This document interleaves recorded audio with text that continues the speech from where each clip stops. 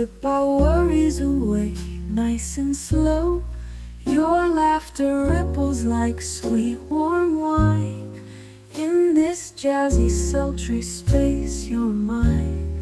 The saxophone croons a velvet tune, while melodies dance beneath the moon. We'll toast to moments both grand and small, in this hazy, lazy, jazz-touched hall. Let's sit together in the mellow night. We'll drink to love till the morning light. Every glass we raise a promise true. Here's to the magic in a drink with you.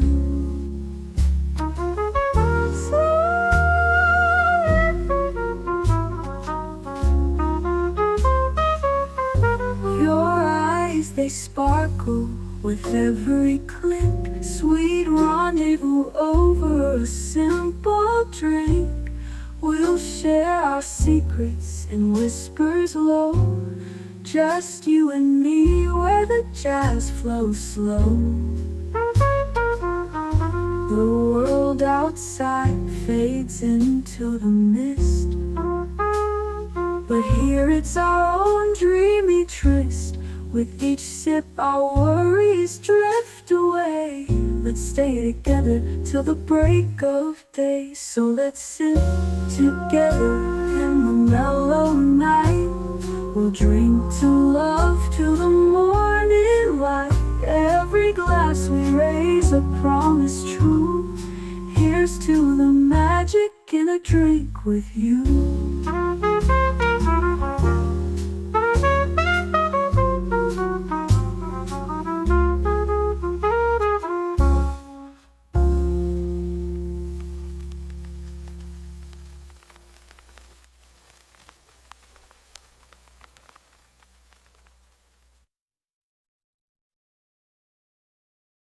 The following live stream has been approved for appropriate audiences. It may contain occasional strong language and may not be suitable for younger or more sensitive viewers. Viewer inebriation is advised, though not mandatory.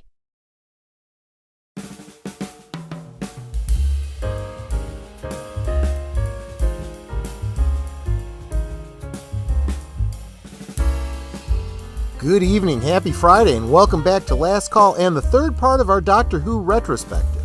We enter an era that is commonly viewed as, if the Tom Baker era was the high point of the franchise, what came after was a descent down the other side of the hill. It faced showrunners who had no love for the show, a network funded by government money with no concern about profitability, and a dislike for both the franchise and its loyal fan base. Ultimately, Doctor Who found itself not being explicitly canceled, but put on indefinite hiatus. History may not repeat, but it certainly rhymes. So top off your glasses, tell me what you're sipping on in the chat, and we'll wind down the classic era of Doctor Who after a mood-setting tale by Geek Flag with Nate Knows. Last Call is streamed before a live audience.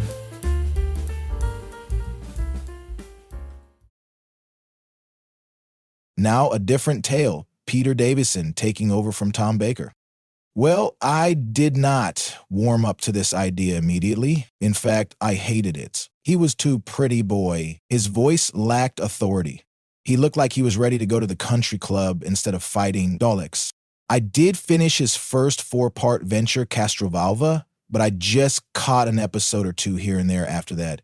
He just wasn't my doctor. Sure, his 3 companions were familiar to me, Adric, Nyssa, and Tegan, but it just wasn't the same dynamic. I've warmed up to Peter Davidson's portrayal of the Doctor over the years, but he's still no Tom Baker. Geek Flag with Nate Knows, 1973. I'm going to take the con to start out and say hi to everybody. Welcome, everybody. Good to see you all. Yeah, I did feel like maybe that's not the most positive entry into Peter Davison, but I do think it speaks to how a lot of people felt at the time, and as you're going to see, how a lot of people felt when Colin Baker came along as well. We'll get into that, of course. But first, Brutal week. This has probably been the most brutal week I've had since COVID, to be honest with you. So you know what that means. Release the Kraken. Release the Kraken! The Kraken!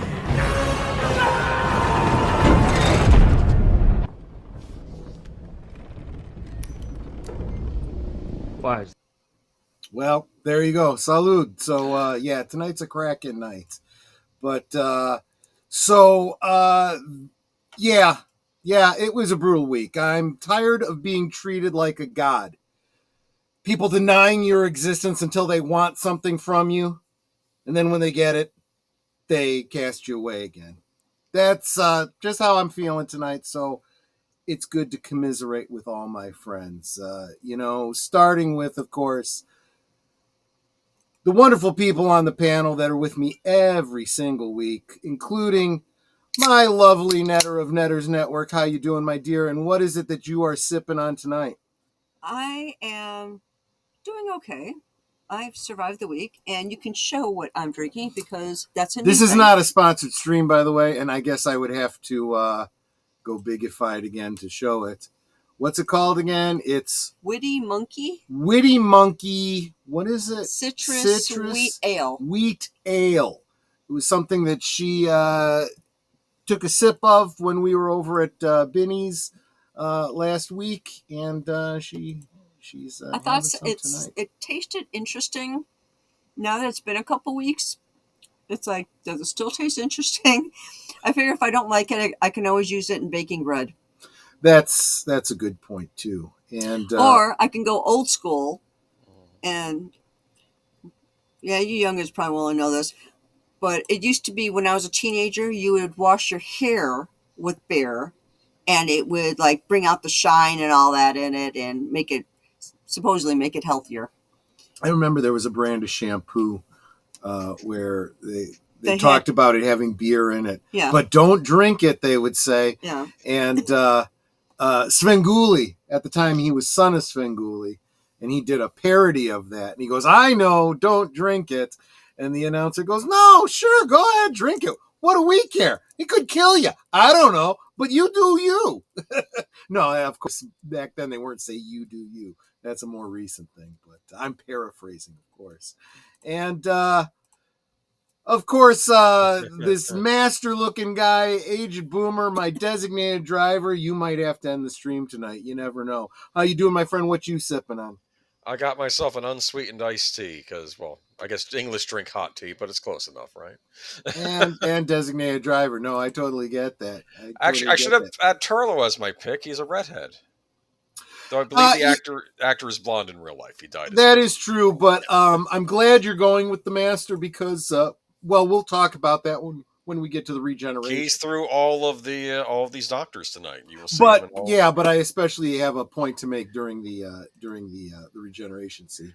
Yes. And thank you. So very first mention of the night, of course, is Ruby Hoove, who is a wonderful, wonderful supporter of the channel, who comes in gifting a membership tonight that went to Terry Rose. Welcome, Terry Rose. And I did tag you in the description, as I do with all the members. I'm going to try to do that from now on, so that you're at least tagged to the video that you become a member in. I'll add you to the credits for next week, of course.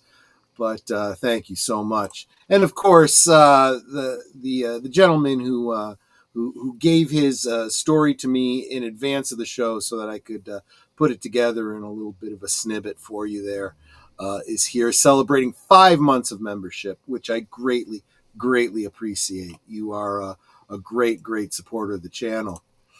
As is Real Wade Nation Gaming Clips, who regularly shares out the stream on social media. Super, super appreciate you for that. I'm going to be hanging out with him on Tuesday for a rewatch of Tron, I believe. Haven't ironed out the details yet, but I've tentatively already responded back to him on that. That's a classic. It really is. Is it a response to the new Ares trailer that got unveiled? I suspect it is. And Netter has just recently ordered me Tron Legacy, which I didn't have in my collection. And I have obtained. I Blu-ray have or DVD? obtained the cartoon series. I just got the DVD. It's a good print, regardless. I know. And I know.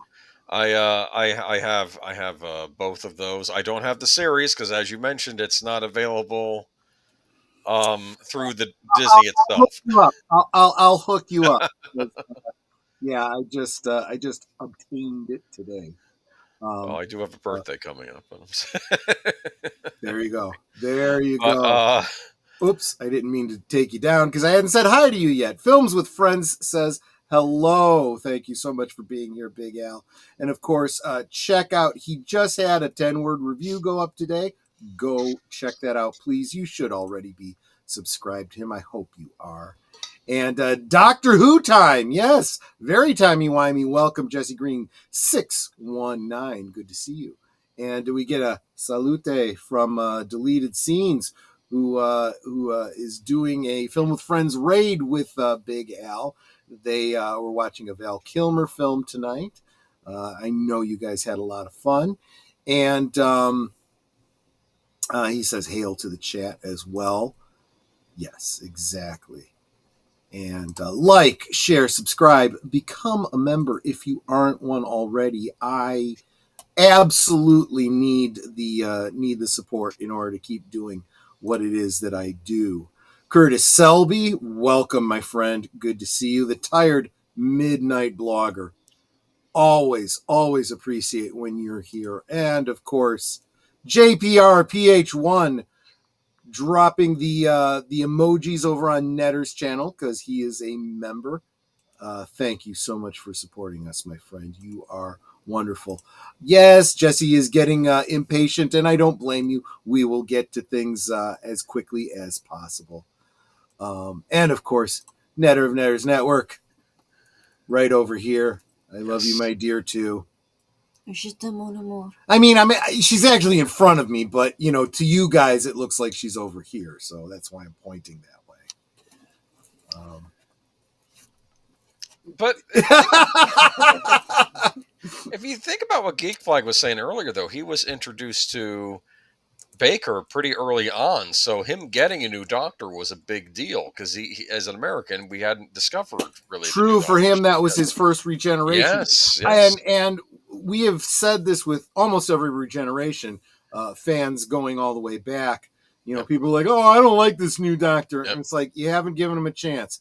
Get used to it. You don't like him until he leaves, and then you miss him. That's what happens. Yeah, that's kind of true. Clue Channel with a $5 super chat. Thank you, my friend. I shot for the guy at the end of the bar. Please. Oh, he's actually buying me a shot, Netter. Yep. Would you be willing to pour me a shot? I've got. This would be a great opportunity for me to try that new one that's in the freezer. But I don't know if I must have some shot glasses back there. Please. Yeah. Midget, please. That's a reference you'll have to wait until a Netter stream to get if you don't already know the deep dive that comes from. And I see you guys all saying hi to each other, which I appreciate. That's yes, exactly.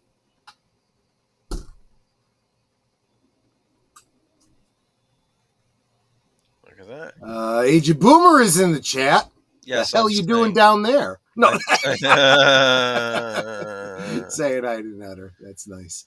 Oh, Connie Cleary. Yeah, usually I see you up front. That's okay. That's okay. As long as you're here, because I would miss the bird woman of YouTube if you weren't here. Good to see you. Let's see. And, dude, another one from Clue Channel. I think Netter's hitting on you, bro. Yeah, probably. Very, very likely. Very, very likely. At least I hope so.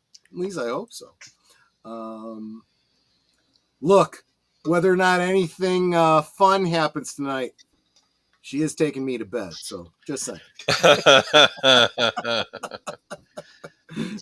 You should have waffles in the morning. Why waffles? I don't know, because they just popped in my head.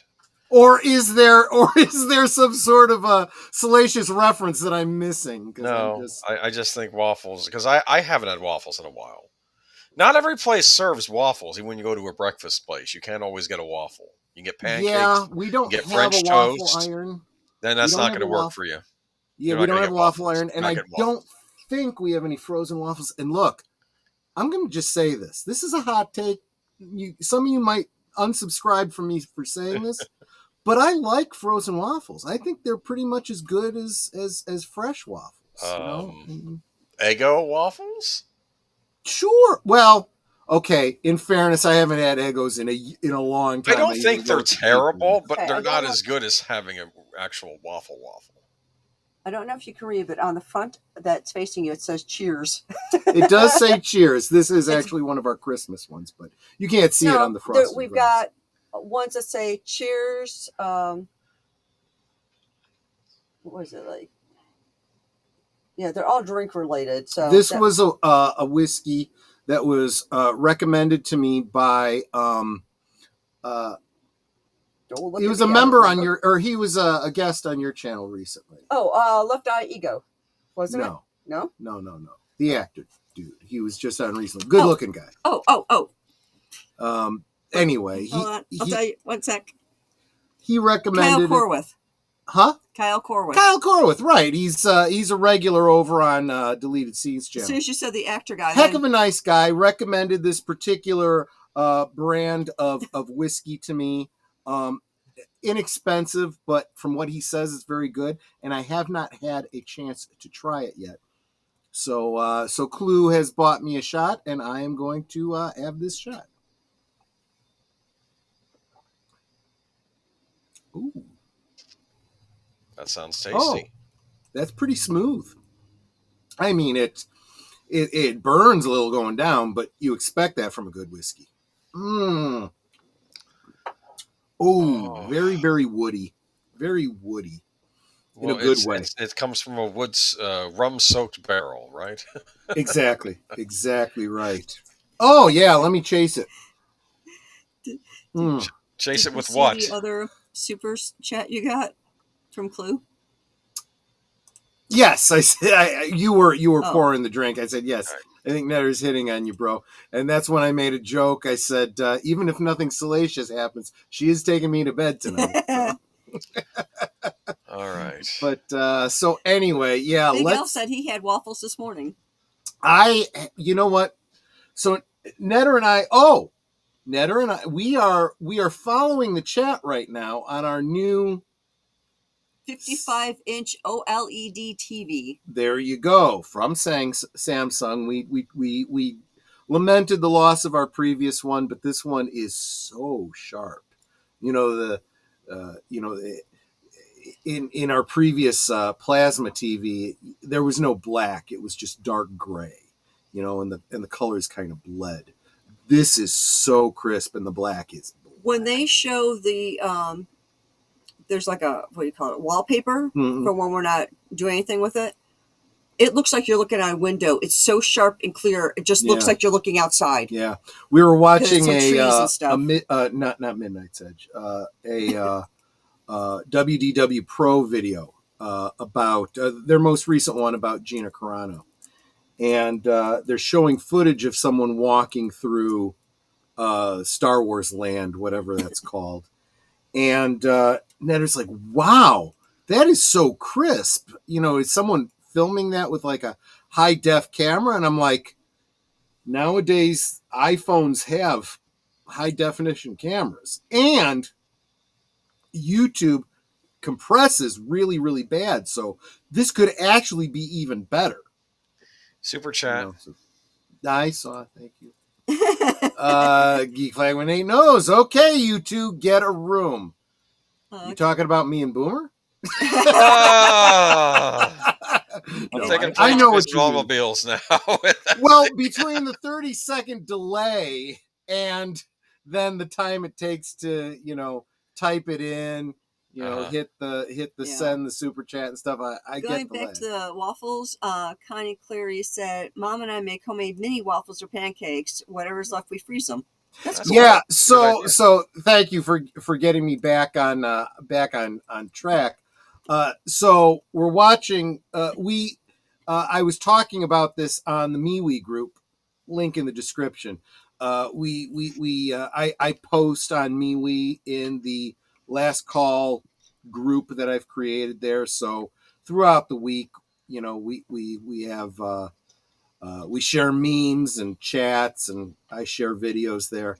And a group member shared a video from a YouTuber that we like from Ireland, Sergeant Ducky. I'll give him a shout. Sergeant Ducky. That's just Ducky. Very, very, very funny. Very funny. I mean, Netter and I laugh like crazy.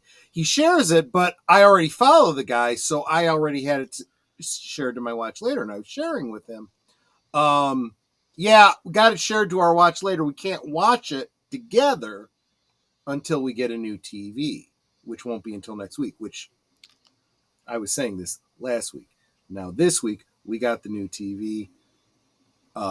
And so we're watching all the stuff that I was putting in the watch later to share with Netter. And so we've got Sergeant Ducky, and we've got Call Me Kevin, and Gray Still Plays, and I don't know. We had hours of video to watch.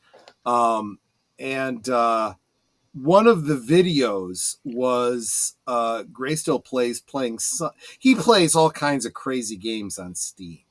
And one of them, it was a horror game where you are working in a kiosk making fast food.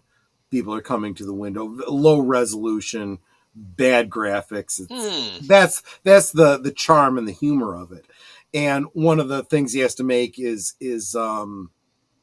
pancakes. Oh. And it's like, and the pancakes, he's like, geez, now I kind of have a taste for pancakes. And I'm sitting there going, yeah, now I kind of do too. Oh, You know?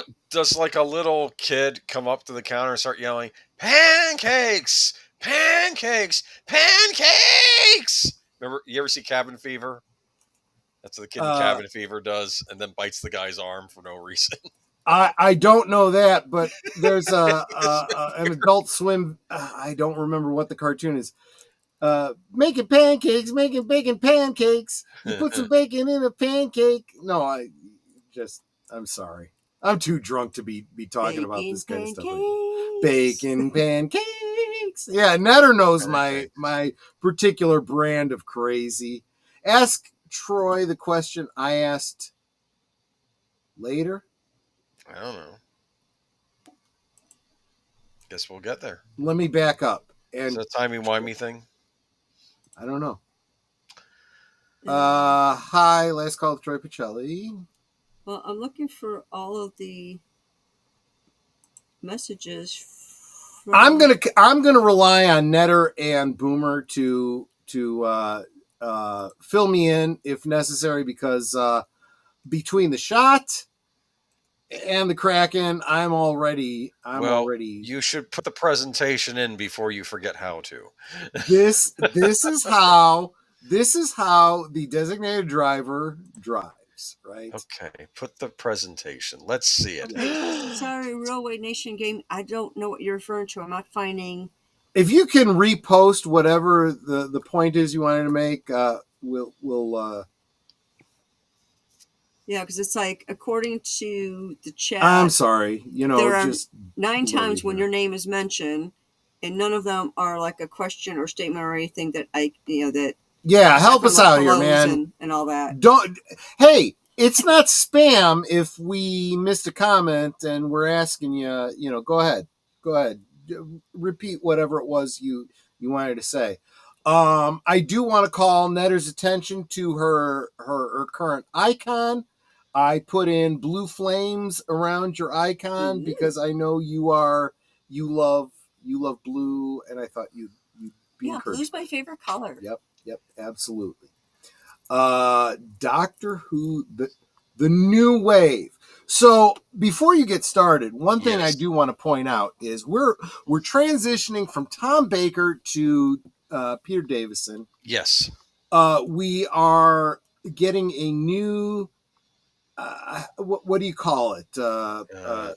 Symphonic, intro, electronic rock and roll intro. Yeah, Yes. I call it. That's why I put new wave, because it's kind of a new wave sound. This is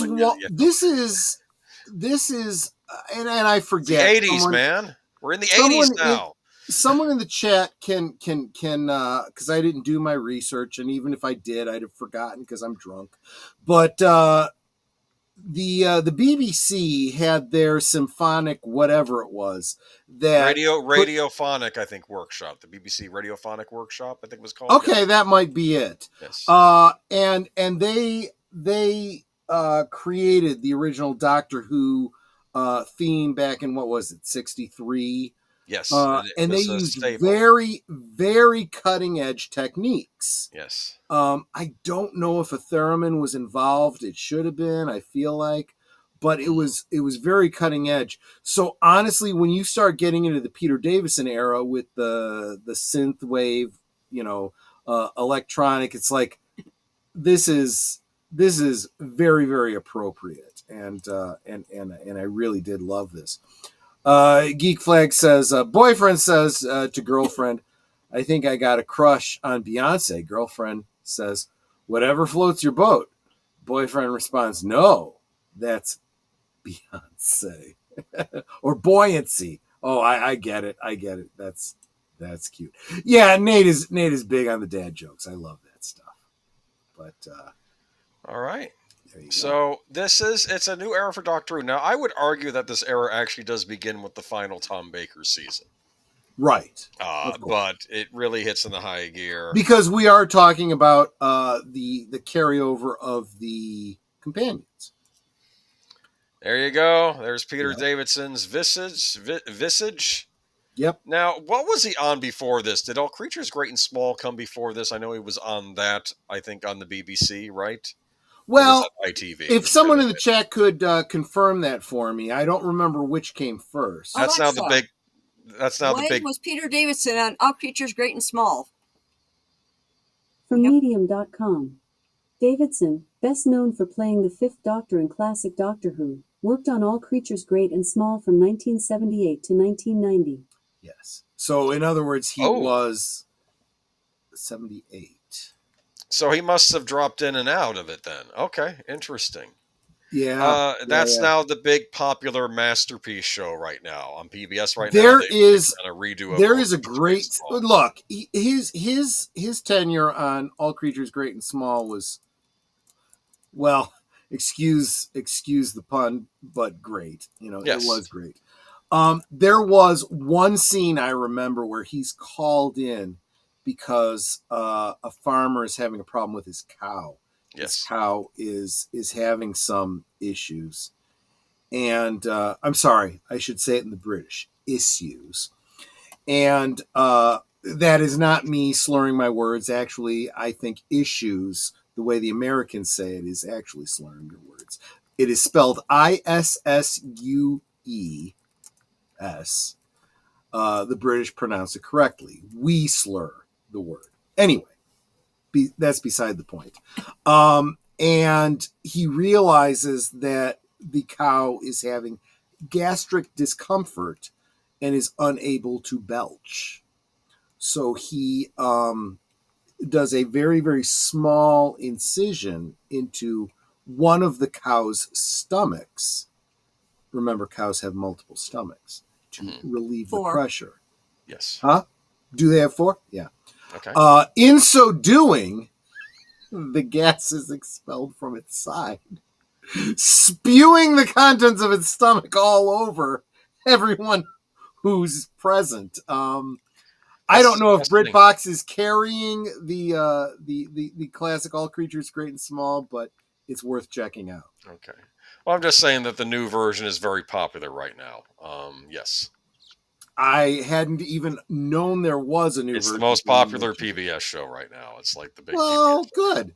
The original was great, so why not? It's old school. It takes place in the 40s. Like, it starts out in the Great Depression. Now Britain's at war with Germany and all that because of World War II. Good. So maybe they learned that you don't have to update everything that you that you do. Maybe they learned a thing or two from Downton Abbey. One day I will check out the Peter Davidson version, though, because I'm very curious. But here we go. Moving on to... here is the crew. We got Adric, we got Tegan, we got Nyssa, and we have the fifth Doctor, Peter Davidson. A new companions, new Doctor, new era, new decade, new everything. So I if think they were could- trying to make this completely new in a way. Not No, soft. I don't want to say soft reboot, but it's a modern audience. They figure the kids, the 80s kids, the rock and to be rollers. fair, in a the way, Doctor. every regeneration is kind of a soft reboot, right? Yes, that is true. one of the upsides to the Doctor Who thing.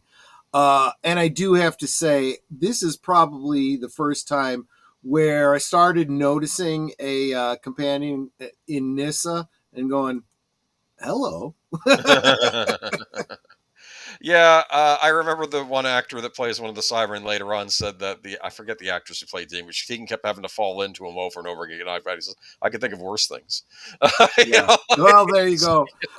Tegan was, I had no particular, thoughts about her during the production, but as with a number of Doctor Who alum, that I got to know the actor more than I got to know their character. I met her at a Chicago TARDIS, and she was just so nice. It was like, I'm going to have to revisit her tenure just because she as an actress was so nice, Well, she is an odd companion in that she didn't necessarily want to be there. That was always the impression you got from Tegan.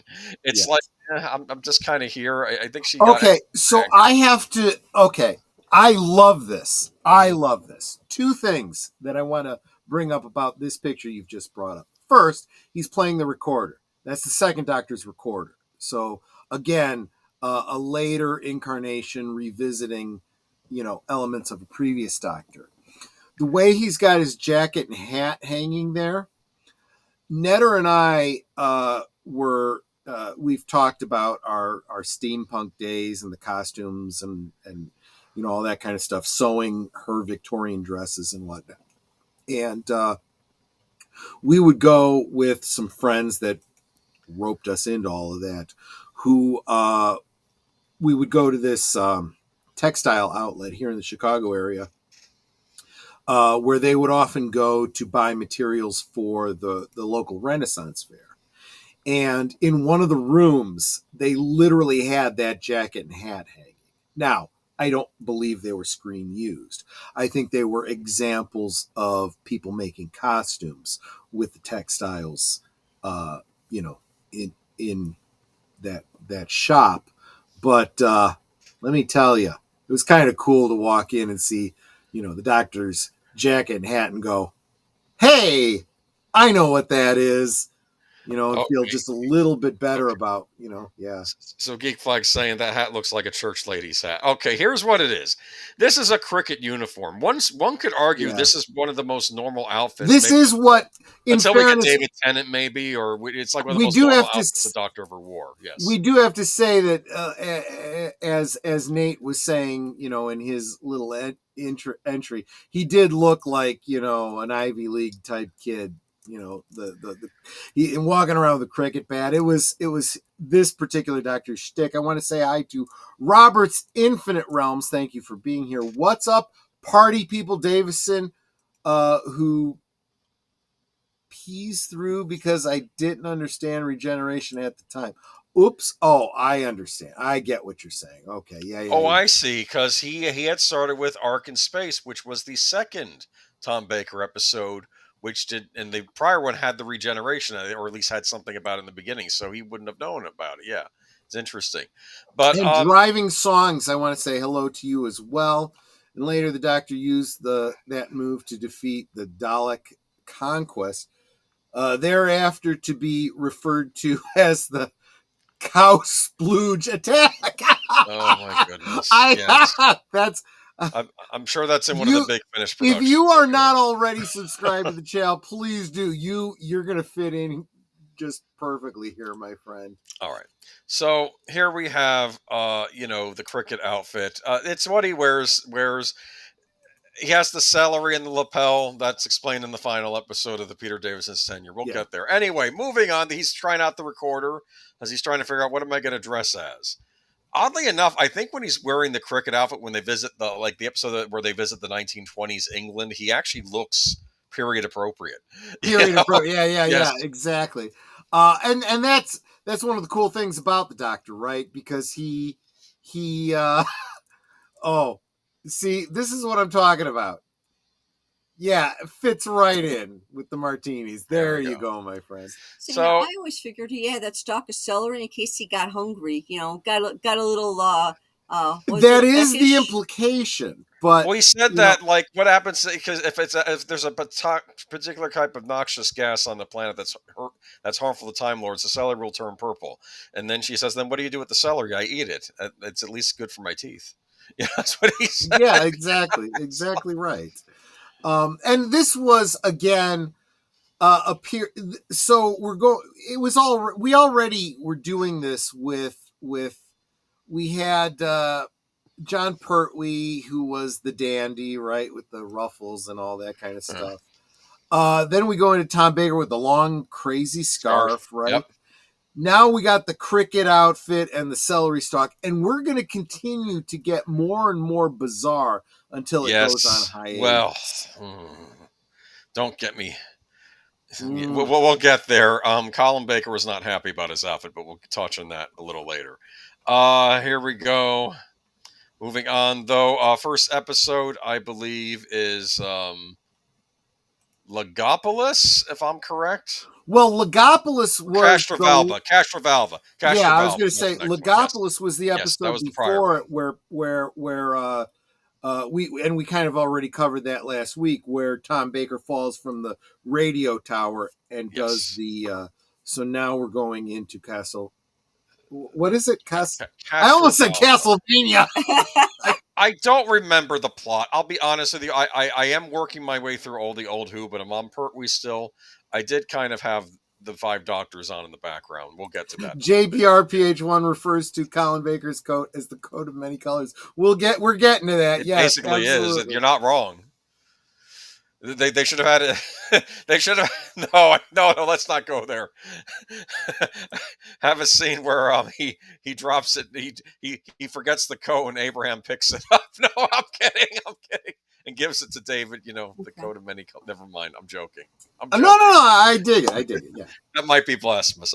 Keep in mind. No. Going back to the Tom Baker scarf. Remember, the woman that was asked to knit that scarf was given a crap ton of yarn and said, just make a scarf, whatever colors. And she thought she was supposed to use up all the yarn. That's why it was 20 friggin' feet long. There was enough. It was 6 feet long. Whatever. But when my scarf, so the BBC released in one of their magazines the exact stitches and how many colors and how many lines of each color. And a buddy of mine who had lived in the UK for a long time, he had all these magazines, gave me a Xerox copy of that pattern. I gave it to my mom, who, as a Christmas gift, had a friend of hers knit that exact scarf. Her friend said, this scarf has as much yarn in it as a full Afghan for a couch. And let me tell you something. That scarf has kept me warm through many a winter. Just saying. But it became iconic, though, didn't it? So there we go. It did, but the reason I was bringing that up is because I'm sure that very similar things came up with the Peter Davison. Anyway, who is this mysterious old man here? Tell me. Could it be none other than Colleen O'Brien? I want to say hi and welcome. And yes, Colin Baker's scarf was perfect.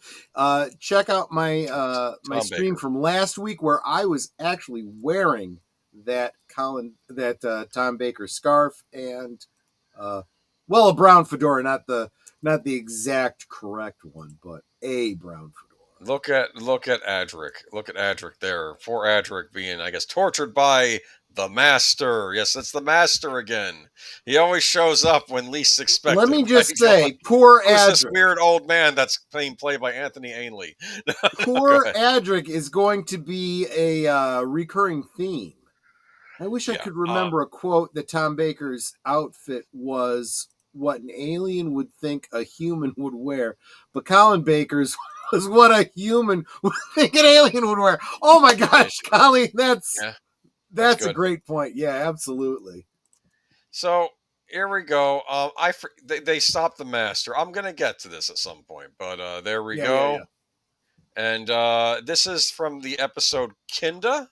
So wait a minute. Or is it Kinda? I think it's Kinda. Before you get too much farther, we got to blast through these, dude. Go ahead. Dude. Do I lose you after 2 hours? Are you? No, you don't. But we have a lot to get through. Anyway, I get you. I wanted to ask this question. So I got to back up and point out that I only watched. So we are in an era of Doctor Who with Peter Davison, Colin Baker, and Sylvester McCoy that Netter and I have less experience than the previous Doctors. What do you mean? I think I've only watched. I did, but only once through. All right, well that's fine. I guess. And so I have forgotten more than I recall, and I don't even know Adric's. Well, and I know Adric started out in the Tom Baker era, but E-Space. We're talking 40 years here. He's originally from E-Space. He's an alien humanoid. I want to say that. I get you. Okay, yes, he's technically from another planet, and he's not from Earth, but I still consider him a human type character. This happens in DC Comics. How you have aliens that are alien, then you have aliens that are just humans, basically on another planet. Right. Maybe his blood is green. I don't know. Okay, but yeah, he's basically another alien. Nissa's not technically another alien because she's from another planet. It's just what they do. Anyway, this was the episode. Yes. The reason I bring this up is because I don't know much about Adric's background. And I see this star on his chest, and I'm wondering. That was given to him by his brother. His brother died, I think, trying to defend the people of that planet. He died a hero. That was a big thing. It was, okay, what's he Boomer. saying? Okay, he says, "Okay, Boomer." Well, you say "Okay, Boomer." This is really "Okay, Gen X" because this is the 80s era of Doctor Who. Let's get all super technical here, Boomer. And this is you're the one who called yourself Boomer. People are going to call you Boomer. This is yeah, okay, fair point. Anyway, no, but this was basically my era. Let's be honest here. The John Nathan Turner era with the final Tom Baker starts in 1980.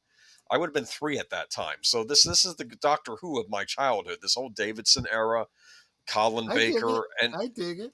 And I really got it. I mean, I would watch these things off People and on. don't realize, maybe because you call yourself Aged Boomer and you're not really a Boomer, that actually I'm older than Boomer slightly. Anyway. So my doctors go a little bit farther back, but that's okay. Anyway, but I'm just trying to make a point that this is the 80s era. The John Nathan Turner era was less silliness, more stories that were more science fiction-y, or at least trying to attempt to be more based on science. Which in a lot of ways fans did respond well to. Had a grittier tone. I'm not going to lie. There's a grittier tone to this era of Doctor Who. Not that Doctor Who has ever been lightweight, but this era tended to have a bit of a grittier tone. Keep in mind, Genesis of the Dalek was pretty heavy. Yes, that's why I don't want to say the Tom Baker era was completely frivolous. It wasn't. Yeah. But moving on, and John Pertwee had an entire Earth die in front of him with that Inferno episode. True. This is Tegan. This was a problem with this era of Doctor. Yeah, this is a problem with that era of Doctor Who. They had to keep coming up with reasons for one of the companions to stay on the TARDIS because he has 3 companions, and the writers didn't have things for all 3 of them to do in an episode. So maybe Nyssa has a Gallifreyan virus that was reading a little book, or Tegan's not feeling well, or there's always has to be a reason for one companion to be absent from the expedition because it's too many companions. There's a rule. I think you should not have more than two. Otherwise, it gets messy. You don't have things for everybody to do. But I agree. and they kept doing the three thing throughout most of this era. Which even when they get rid of companions, they bring others on board, and it's just. All right, moving on to the famous special effect here, the snake, which is the Mara. One thing I want to say about this, the Buddhist religion, right? I have mentioned that the first video or the first Doctor Who in this this series that we've been doing 2 weeks ago. I had the videos up behind me. I didn't do that for the past two. I have spanning covers for all of the I have all the DVDs, including reconstructions of so DVDs that don't exist. This one has been released by the BBC, and what's cool about the DVD released by the BBC is that you can watch both versions. The original version with the questionable special effects, and they do a kind of boosted version with CG, which is also you're right there with me. There it is, which is cool. It's good to have the option. I like having the option. I like the fact that when they go back and they try to retool some, especially these 80s era episodes, the retooling is not elaborate. It's not like they're trying to create something that looks really out of place. This is kind of basic CG, but it's a lot better than what was done in the episode. Like with the Cybermen episode, they're making the accuracy of the firing look better. And you actually get to see the ship crash into Earth later on in the episode. It's a very simple effect. It's better than what they had. Yeah. Yeah, I was just going to say, this isn't, you're not going to mistake that this is CG. But at the same time, this is head and shoulders better than the original. I dig it. This is a great use of CG, and the fact that on one CD you have a choice. You can see the special edition or the original. I love that. I want to say hi to Adega Outlaw. I haven't seen you in a while, buddy, but man, I super appreciate seeing you tonight. Welcome. And if you are not subscribed to Adega Outlaw, please make sure you subscribe to him and check out his channel and dig in a little bit more. The guy is a published author, so check out his works as well. He is good people. So this is the Mara, which is another newly introduced Doctor Who adversary. The Mara shows up again later, and I believe is this another thing that comes from Buddhism? I think is the Mara, this serpent-like being that is malevolent. If Mark Melnikoff was here, which I haven't seen him say anything, he would be able to tell us, but unfortunately he's not. But that's interesting. They did that in this episode. They defeat it by surrounding the possessed person with mirrors, and that's what drives the Mara out. And then they were able to get the poor possessed person out of there, who wasn't really evil. He was just being possessed by the Mara. And then the reflective mirrors banish it to where it came from, I guess. So it's a good little episode. It has Earth colonists, dealing with, I guess, natives on this new planet. But now we move on. I can't do every episode from season 1, but now we're doing Earthshock. Earthshock this is one of the big episodes. They said over in England this was a huge deal. Yes, but I did want to get, It's funny though. I forgot to mention though with that before we get to. I got to be careful. I don't want to ruin anything for We're spoiling it. I don't care. Anyway, with the Mara though, there's a wonderful thing in the DVD. That's a huge difference. Let's be honest. One of the writers, they said, "Oh yeah, the snake that could have gone better." That's what he said. And then, like the actress that played Tig, she's like, I've always said, if you don't have the effects you don't have the budget for a decent special, don't do the special effect. No, I think everybody was embarrassed by that. This is where I have to disagree with her, because my thought was, as bad as the special effects have been in Doctor Who previously because of low budgets, just use your imagination. The stories are good. That didn't help with the funders at the BBC. I'll explain on that No, later. I get that. The That one is guy was why sick. something like this, Much is better. kind of worthwhile. It's like, this is what it could have been if we had the budget and the technology. Back to Earthshock, though. Interesting title. Begins with I think they're geologists in a cave in the future Earth, and this one says, "My team, they disappeared, or so they were murdered, and like I guess the military's called in to investigate in this future Earth, and they're sending people in to investigate." The Doctor also has the TARDIS materialize in this cave. There's a dinosaur fossil skeleton on the wall there. And Nissa's like, "What's that?" And oh, that's a dinosaur. And he's like, "Oh, they were a magnificent species." And then like, yeah, magnificent. If I think Tegan says, yeah, they had a brain of about the size of a pea, and he said they were one of the most adaptive species on Earth. He was saying all these complimentary things, not bad for a species with the size of. He was basically complimenting the dinosaurs. And then she said, "What happened to them?" "Oh, we're not sure. We think maybe an asteroid or some object from space hit the Earth, and I don't know." I think he said, "I always meant to go back in time and find out what killed the dinosaurs." That's what he said. Right. So That's that's how the actually episode begins. brilliant. Not only storytelling, I'm going to say foreshadowing, right? Yeah. Because this is just basic real world knowledge, right? I mean, we know it was an asteroid that wiped out the dinosaurs, blah blah blah. If things had got different, and people have done, speculative what ifs. The idea that maybe hadrosaurs or something like that would have evolved into something humanoid, more intelligent, whatever. They did that on Voyager. They had that one dinosaur species. Yes, they right? did. That's kind of what I was referring to, yeah. But which, of course, Star Trek Online, you get to interact with them, and you get to fight, raptors and T-Rexes with freaking laser beams. I kid you not. That is a thing you can do in Star Trek Online. But Colleen O'Brien says back before before we knew of a thing called spoilers, because there was no internet yet, so or at least not for the public. And keep in mind that sometimes I think, but in the case of the Five Doctors, that episode aired over here 2 days before England. But it's not like we're going to be spoiling. Is someone going to make a long distance phone call to someone over in England? Yeah. So here's what I'm going to say about spoilers. We were talking over the past two Doctor Who retrospectives about how most of Doctor Who was kind of late for us. We were getting it on PBS well after it was shown in the UK. My buddy Otto, my high school friend, who had lived in the UK and became a huge Doctor Who fan, collected all these magazines, recorded it on Betamax and whatnot, came back to the US and got me into Doctor Who. He had seen some of these episodes before they were released here.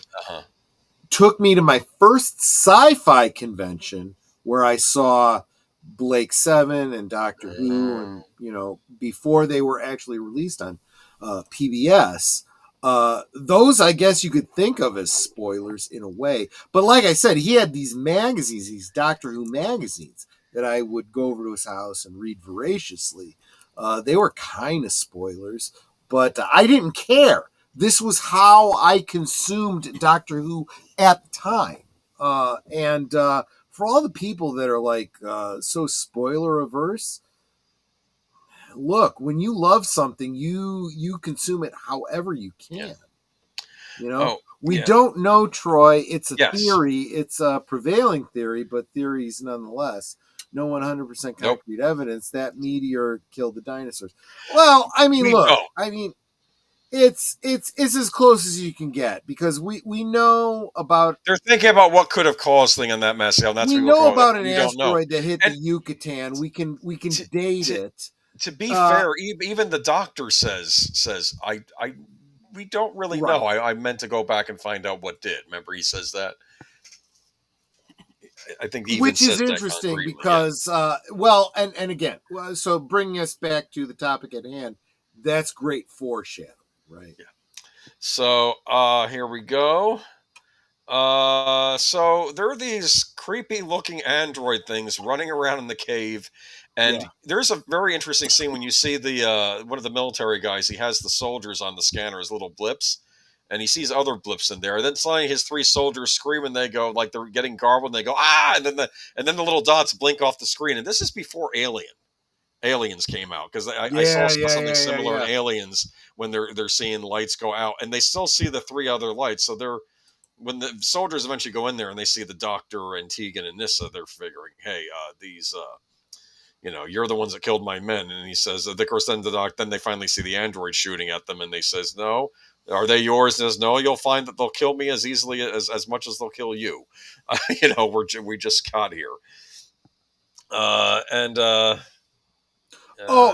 Colleen, that's a great point. It was stuff like this that brought it into mainstream consciousness. That's a great point. But as Geek Flags knows, I don't think there is a prevailing thing that we know for certain. That's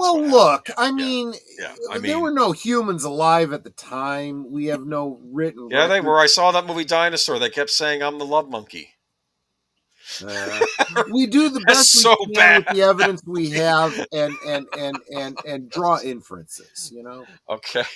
Anyway, though, so here we go. We got the two androids, and they're pretty creepy enough. And then, of course, what happens? You see the androids looking at them, and you see the doctor's face get red, and on the screen, and then you see a bunch of Cybermen looking at it. Then the cyber leader says, destroy them at once.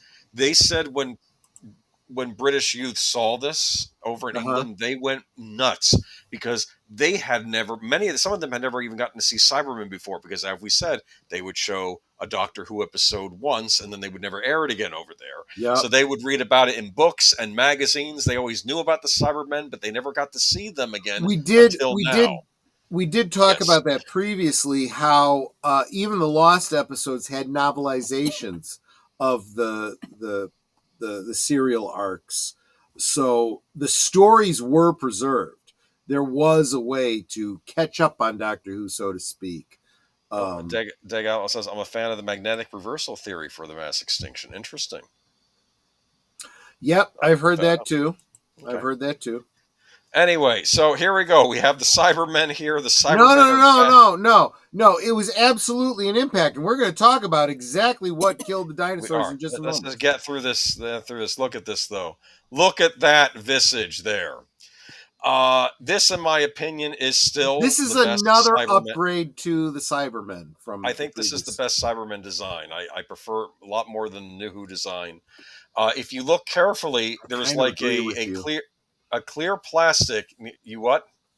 I kind of agree with you. Okay. Yeah. You have a clear plastic mouth there, and you can see, and like they put silver makeup over the actor's mouth, so you can sort of see that underneath all that steel and whatnot, there's something a real human. I like that, which is that creepy kind of insinuating a certain kind of body horror. Which I am planning a video about the Batman Resurrection book that I am currently reading. That I'm going to get into the body horror of that. Anyway, go on. Yeah, no, and to be fair, they kind of like these space suits over it, but I assumed underneath those suits is complete metal too, complete metal limbs. I think we're even shown that in later episodes too, like what's underneath that. The more flimsy material around them. I think they're just fully metal. I assume that's for moving about in space or something. But sure. Anyway, it's just neat. In fact, they say in this episode when they're trying to stop the Cybermen from boarding this cruiser, they're like, "No, it absolutely." They say we could pump all the air. We could pump all the air out of there, and he's like, "That wouldn't work. Cybermen don't breathe." That's what he said. No, I can guarantee you, Colleen, it absolutely was plastic. People have done cosplays using Warbler and foam and stuff, but yeah, it was plastic back then, no doubt about it. So this is a space freighter that's coming to Earth. They go there in the TARDIS to find out what's going on. I think the Earth soldiers come with them.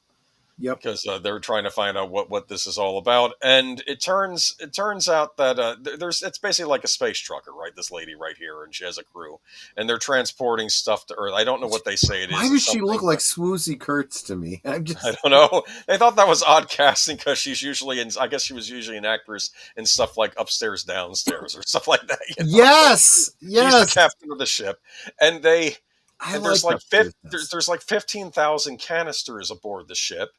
And she's like, how many 15,000? They're like, wait, no, that's not possible. They realize there are 15,000 Cybermen being stored on this ship headed directly toward Earth. Do you understand? Yeah, no. I get it. Yeah, why are the Cybermen wanting to come to Earth? There's a conference happening on Earth between the humans and other alien species about mounting a counteroffensive against the Cybermen. And basically, even the cyber leader has to concede that those overwhelming numbers might be too numerous even for us. So we have to basically disrupt this conference. What better way to do this than sending a huge bomb to Earth to really mess it up, and then the remaining 15,000 Cybermen will kill off anyone that survives. They're planning to wipe out the Earth basically to stop this, stop from losing this war. There's a wonderful siege part where, the Cybermen are trying to get up to the bridge. I'm trying to remember what happens here. I think the Cyberman gets through the door, and then the Doctor does some timey, some sciencey stuff, and materializes a wall right around the Cyberman, so he's stuck right in the wall. Like, he's now fused with the wall now. That was interesting. I don't even know what him and Adric do. It was some weird science thing they did. But it's not enough. The Cybermen get on board the bridge. Here's the cyber leader. He says, "We meet again, Doctor," because they know who he is. They recognize the TARDIS. They were going through this whole spiel at the beginning. One of the other Cybermen asks the leader, but he's a Time Lord. They're forbidden to interfere. And then the cyber leader says, this one calls himself the Doctor and does nothing but interfere, and so nothing else but interfere. So he he tells the plans. He, Peter Davidson saying how, you Cybermen, you don't have emotions. You can't even enjoy a finely prepared meal or something. And, he's saying all these things that what humans have over him. And then he looks at Tegan and he says, do you have affection for this woman? And Peter, the Doctor says she's a friend. And then he's like, good, kill her. And he's like, no. And he says, no. And he says, see? I am now at the advantage because of your emotions. That's what he says. Really, there's a siege. There's lots of Cybermen shooting, humans getting killed, Cybermen getting shot. Look at that face, huh? I heard the actors could not see out of those sockets. No, it's almost certainly true. Yeah, the costumes were not comfortable. They weren't.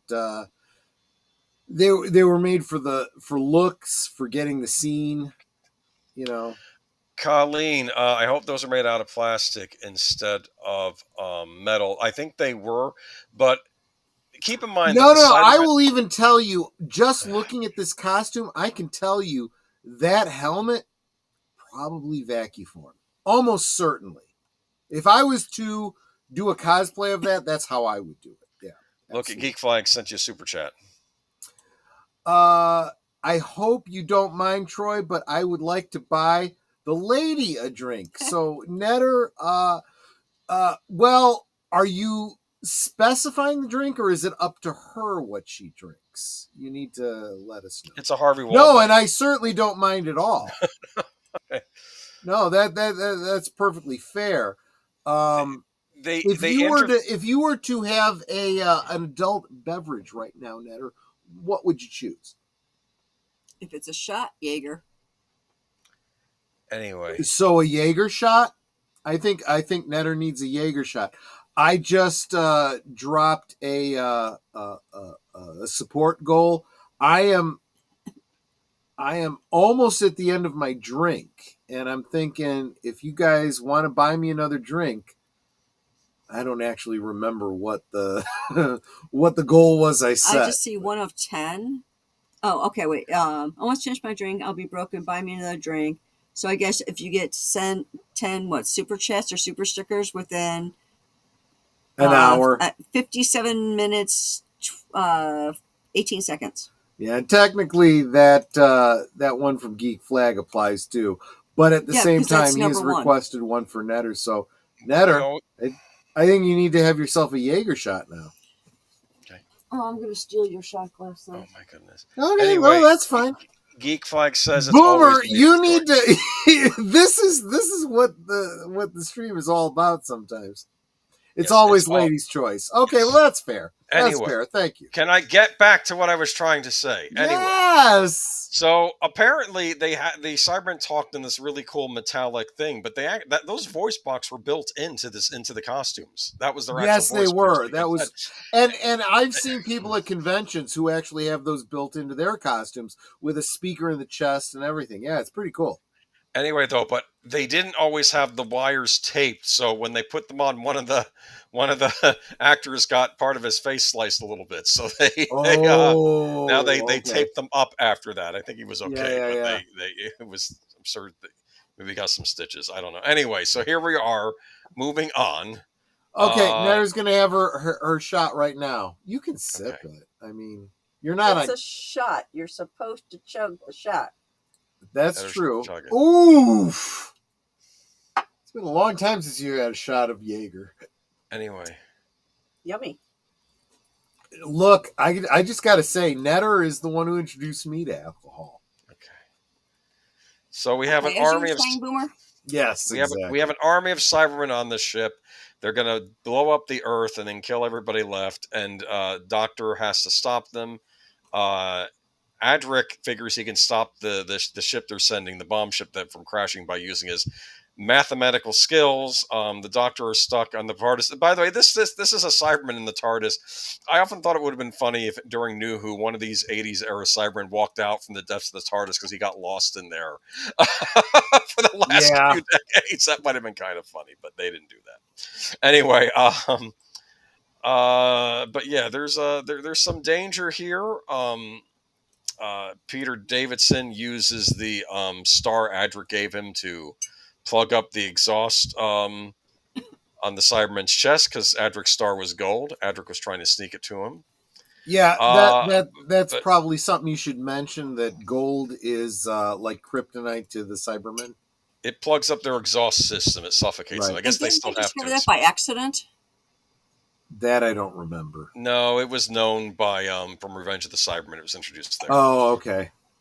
But this is Tegan, Nyssa, and the Doctor watch as Adric. He almost gets to the point where he's able to. The fact is, Nate, let's be honest.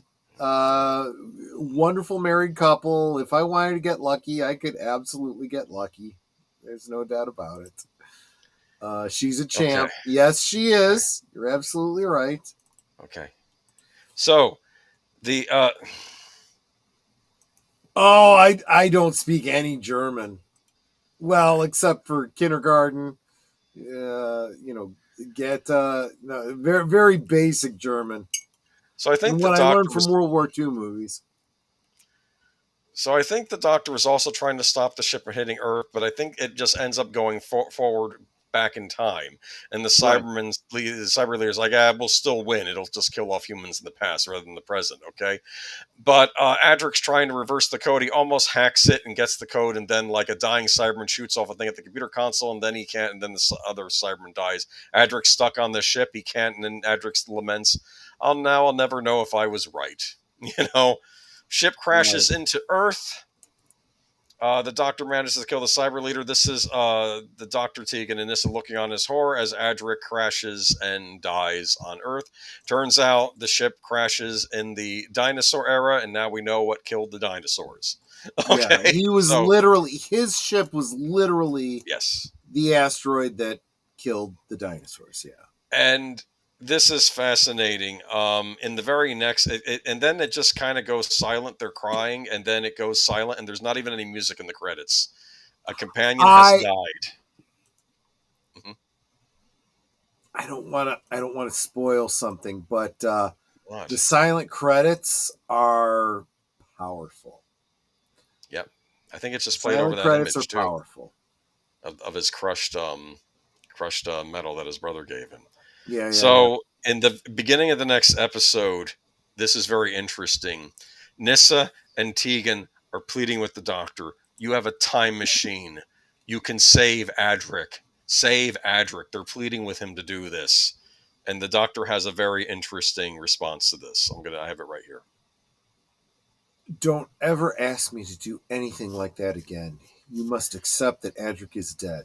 His life wasn't wasted.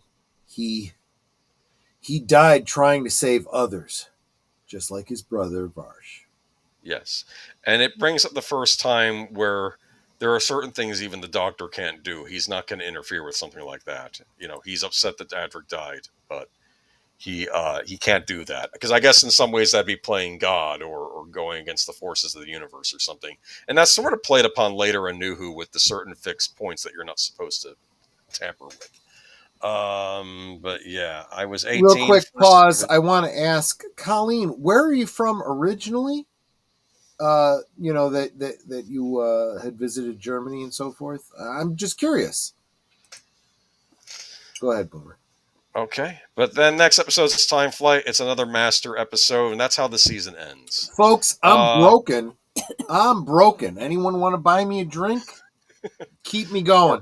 Maybe a soft drink. Anyway, in other words, if you want to see, you notice that it's the designated driver trying to talk me out of another alcoholic beverage. In other words, if you want to see Troy get probably sloppy drunk, buy him another drink, and you can laugh at him. Too. I'm pretty close right now, but yeah, if you're interested. Okay, you didn't have that much alcohol in that cup. I saw how much was in there before you added the soda to compliment She knows me too well. All right. We're going to kind of speed through these, okay? So this is the return of Oma. Nate just gifted a membership to Brandon G. So you have another member to add to your list. Thank you so much. Thank you, Nate. Well, it's too late for me to add it right now, but I will.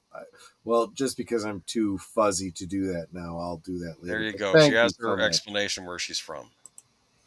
Okay, let's see. Oh, God, I love this stuff. I'm so glad you're here, Colleen. I am from Pennsylvania. Oh, why did it go away? Because I was trying to bring it up while you were.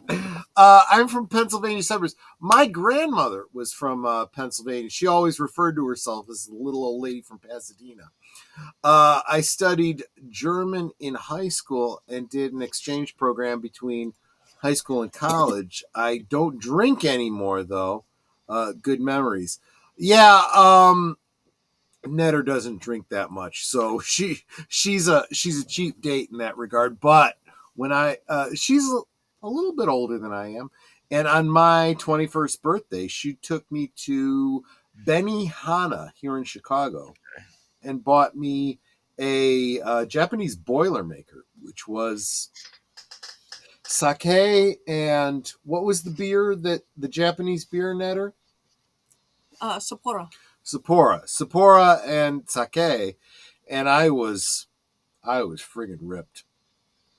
That was the first time I had it was my 21st birthday. Boilermaker. Yeah, it was a Japanese Boilermaker. I was 21 years old that day, and I had to call my mom and say, I'm not coming home because I am too drunk to drive. And it was the first time he stayed over at my apartment. Nothing happened because I was... No, he passed out. Well, you might have been watching Peter Davidson. Somewhere. You might have been watching Peter Davidson Doctor Who, and you forgot about it. You smart ass. That's the designated driver bringing us back to the topic at hand. I'm going to try to just skip through these. Okay, we have the return of Omega. He comes back, decides to take on the That's Doctor's Omega on the right. Whoops. Yeah, well, Omega. Okay. Yeah, I don't know what was on the left. That was probably something from the Dark Crystal. Anyway, moving on. That's all we're spending on this because we got too much to get through tonight. Okay, we have the Maras again. I actually think Tegan's dressed rather sharply there. Nyssa, I don't know. I like looking pretty hot there. I like the top. I don't know about the skirt with that top Nyssa's wearing, but I'm picking on. It's Europe in the 80s. I don't know what was going on then. Okay. Fair enough. So yeah, weird creeper guy who's worshiping, doing something with the Mara, and let's see. We have this time they don't try using the snake puppet. They just have this weird snake thing over Tegan's face because I think she gets possessed by the Mara. Okay. Okay. All right, moving on. Modern Undead. This was a creeper. Undead. I remember this. This episode. one I first saw at a convention. Yeah. Yeah. Have a return of an old friend in this episode, the Brigadier, who is now the Brigadier. a school teacher. He's a school Yeah. teacher. Yeah. So I think that's what he's doing in his retirement. He took up teaching. Because he probably couldn't just stay in golf all the time. He probably wants to do something with his life so he'll teach instead. And one of his students is a student named Turlo, who is not actually human either. He's of an alien species where I forgot why he's on the Earth. Apparently, this alien species has different. They look just like humans, so they have kind of spies on the Earth. But he gets offered a deal of none other than the Black Guardian. The Black Guardian, right. This is sort of like the Judas contract of Doctor Who. This companion is that's a great analogy. To kill the Doctor. That's what he is. But I think by the end of this 3-part, because there's 3 serials where he's trying to kill the Doctor, I think Turlo gets redeemed and they stop the Black Guardian, and the Doctor still keeps Turlo around because I guess Turlo does the right thing in the end. This is the King's Demon. Let me just say, I think that android is kind of spot on.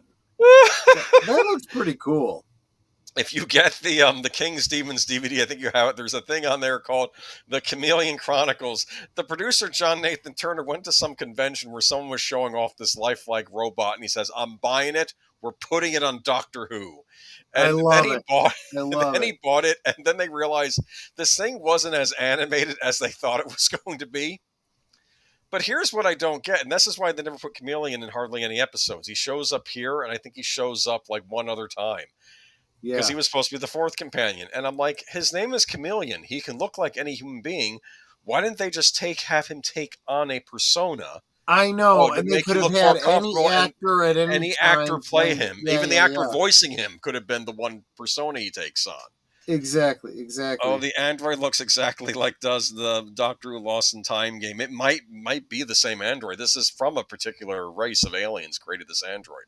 I think he got this when he was stuck in the void in Castrovalva. But I think he's working for the Master, but the Doctor takes him back and he says, he was just doing what he was told. I mean, he's not evil. We'll keep him around the TARDIS. There he is, see? Kind of an 80s looking android. See, in the 80s, we thought we had finally arrived at the future, folks. Yeah, that is what from the whole Mr. Roboto, video and whatnot. That's what we thought, robots were going to look like. And welcome, Darth Plato. Good to see you. That came so close to being one of my 80s video picks last time we did that. It's on the back burner. We got to do Mr. Roboto.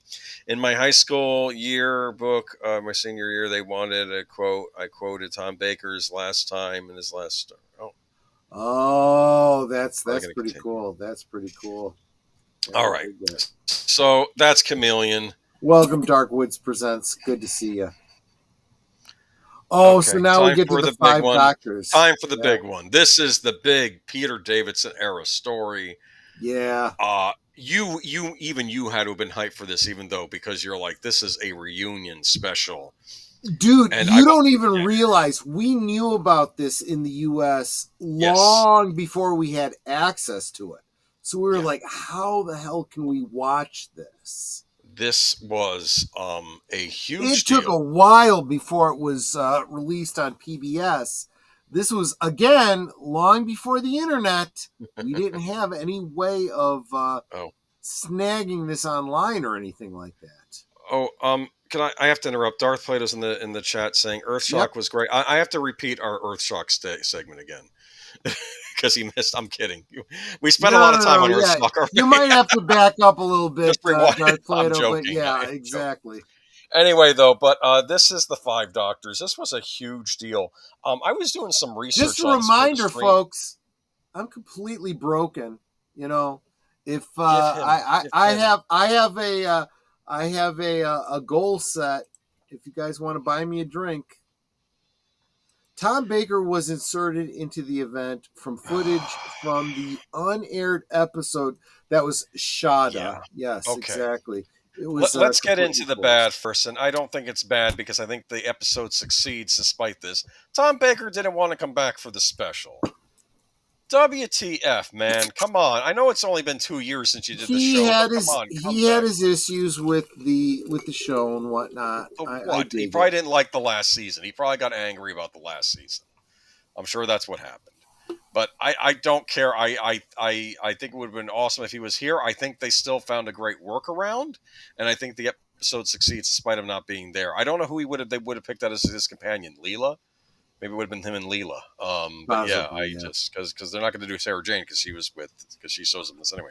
I have never seen the 5 Doctors Geek flag.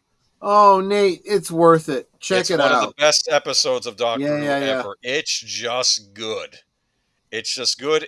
They actually put some. So they recast the first Doctor, but you have literally all 5 Doctors. They got a good casting replacement for him too. Yeah, they did a good job. He's really good. The action between Pertwee and Ainley Master was great. Yeah, it's like old times again. It's because he's like, wait a minute, I know this. Another regeneration, and Anthony, and then the Master says, not exactly. Yeah.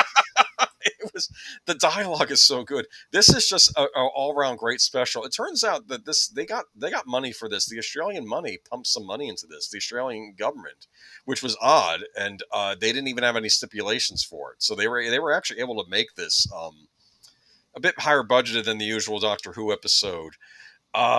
And this is actually a special, even though it's a full 90 minutes. You'll notice there are no breaks in it because you just watch it straight through. There are no like chapter 1, part 1, part 2, part 3. Yeah, so this is something that American audiences don't realize. In the UK at the time, they didn't have commercial breaks in the middle of shows. What they generally did, and this is why it worked so well on PBS. PBS doesn't have commercial breaks either. What they would do is they'd show the entire show, and then they'd have, whatever, commercials or whatever they were going to do in between, and then they do the next show. This has been referred to as Doctor Who meets Dungeons and Dragons. This episode. I had never heard that before, but you're right. There is that element to it, yeah. Because there's basically a game. There's a game element to this episode, so... Yeah. There's some mysterious person who has a game board, and he's kidnapping the various doctors and some of his companions and placing them. I think it's called the Death Zone, which was an ancient thing the Time Lords had where they would watch alien species fight each other for sport and amusement. Of course, this is to the great shame of the new Time Lords. This is part of their dark history, but they don't do that anymore. But back then they did, and then now someone's reactivated the Death Zone and are taking the Doctor and his various friends and sticking them in the Death Zone. The Time Lords don't even know what to do. They actually get the Master, and they send the Master into the Death Zone because the Death Zone is like, we need someone who's cunning and ruthless. So this and he says, the 5 Doctors was what anniversary? Do you recall? 20th. The 20th anniversary, yes. That's right. And they brought back as many of the companions as they could, including, as Darth Plato points out, Susan Foreman. That's right. Yes, Susan's back. Let me show everybody.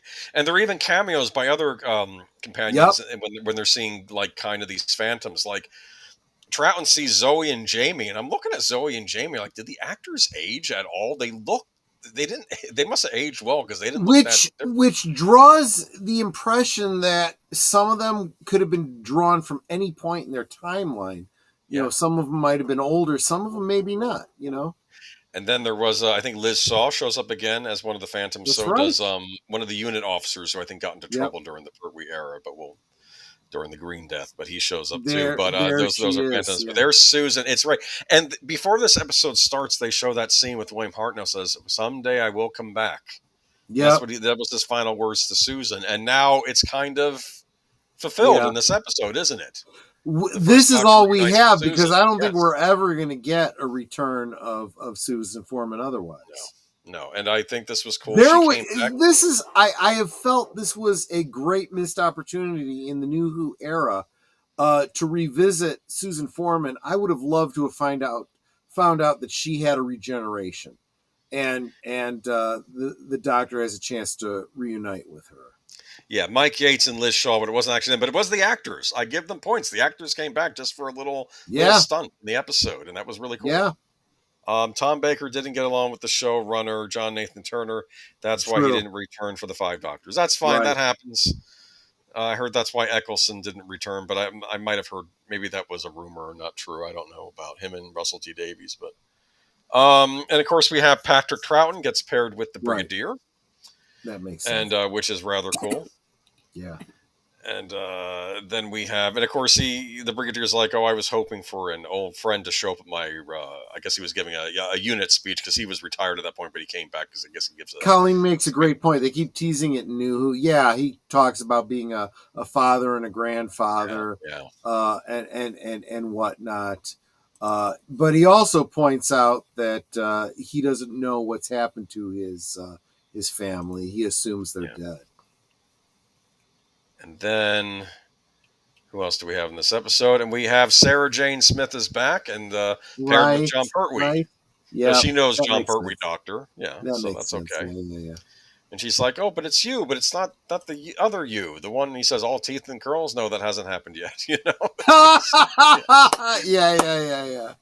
And then I think they did the scene with. Do I have the Tom Baker thing in here? No, I don't, because I didn't care. Okay, are they driving Bessie there? They are. He got transported with Bessie, and the Master shows up. I understand what they were saying about how the Master shows up. The High Council sent me, and he says, "I don't believe you. Here's the seal, forged. I'll see for yourself. Stolen. Then I'll return at the first opportunity." And then and then they start getting shot at, and he figures this is all the Master. The John Pertwee Doctor think this is all the Master, even though it isn't. And then when he talks to Peter Davidson later, he says, oh, the High Council sent you, so they would have given you their seal. And he says, one of your other selves took it from me. Do you expect me to believe that? And it's like, he can't win because he's actually telling them the truth. But they don't trust him because he's the Master. Right. If Delgado was still alive, he would have been it. Yeah, no, you're absolutely. Oh, this would have been if Delgado had been alive. What would have been great is to have different versions of the Master in Master it as well. Show up, yeah. But let's see here though. Susan and the First Doctor fight a Dalek, and they ended up sending it into like a mirrored area where it starts shooting. Where he gets basically he shoots himself and blows up, and then you see the Khaled inside all messed up. Right. It was a neat little Dalek scene. There's only one Dalek in this field, but there are other horrible creatures inside this death zone. Yeah. Including my favorites again, which are the Cybermen. They show up again. Yep. The Master ends up having to I'm your friend. I'll help you get to the tower. You know, he ends up causing them to get destroyed. Right. The Cybermen. If you like seeing Cybermen get killed in horrible ways, and this is the episode for you. That is the. Oh, I forgot what this was called. I had it in my head before the stream start. This is a particular warrior android. Someone in the chat, you have to let me know. I was just going to say, the way he's holding his hand, I'd almost assume it was an Auton. It's funny. They were originally going to use Autons in this scene, but they decided not to. But I think that's okay, because what I liked about the fact is even in this episode, we're seeing creatures we haven't seen on Doctor Who before. That's a good thing. Yeah. I think it's a Rastan warrior robot. I think that's what it was called. Yes. Rastan actually, Darth Plato. Yeah, confirmed. Yeah, Rastan warrior. And John Pertwee says it's the most dangerous machine ever made. And I'm thinking, how dangerous can it be? We've run into Daleks and Cybermen. Right. So him and Sarah Jane can't get to this cave, and the thing is just toying with them. Then a bunch of Cybermen show up, right? Right. Well, in fairness, you could say that Cybermen and Daleks are not truly machines. They're like... I know, but I'm just saying we've run into other horrible creatures on this show. Right. Look at what it's doing to one of the Cybermen. Just blasts his head off. It's just lancing its head off. It is just throwing. It's very fast. It's so fast it can like move at the speed of light. It's like throwing things at the Cyberman. Once Cyberman gets so messed up, he turns over and pukes. It looks like he's puking his guts out or something's coming out of his mouth. They get so messed up, they don't stand a prayer. And it's during this time that Sarah Jane and the Doctor sneak through. I don't know if you remember this scene, Netter, at all, but it's a lot of fun, even if you just want to watch this scene. Yeah, that was a fun scene. You know what it reminds me of almost, and I don't know why I'm thinking this, it reminds me of the rabbit from Monty Python and the Holy Grail a little bit, you know? But looked like the scene where okay, Darth Plato, you and I are in the same wavelength tonight. Okay, yes. Did I go dead? No. Nope, you're Okay. You're Okay. We're listening. All right. But yeah, he makes a point. That's what it reminds you of. But it's a wonderful scene to watch, just completely messed up. But I don't want to spoil this episode for Geek Flag. I want you to go into this unencumbered. Let's just say I'm not going to reveal who the culprit the problem is. how are people currently watching Doctor Who? You can watch it on Tubi for free. Is it on Tubi? Yes. Not all of the episodes.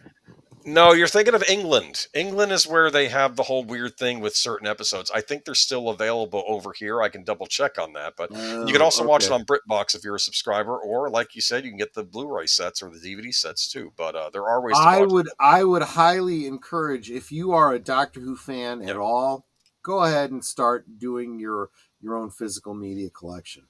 It's worth it. I mean, I had this on the TV earlier when I was doing other stuff. I had the 5 Doctors playing.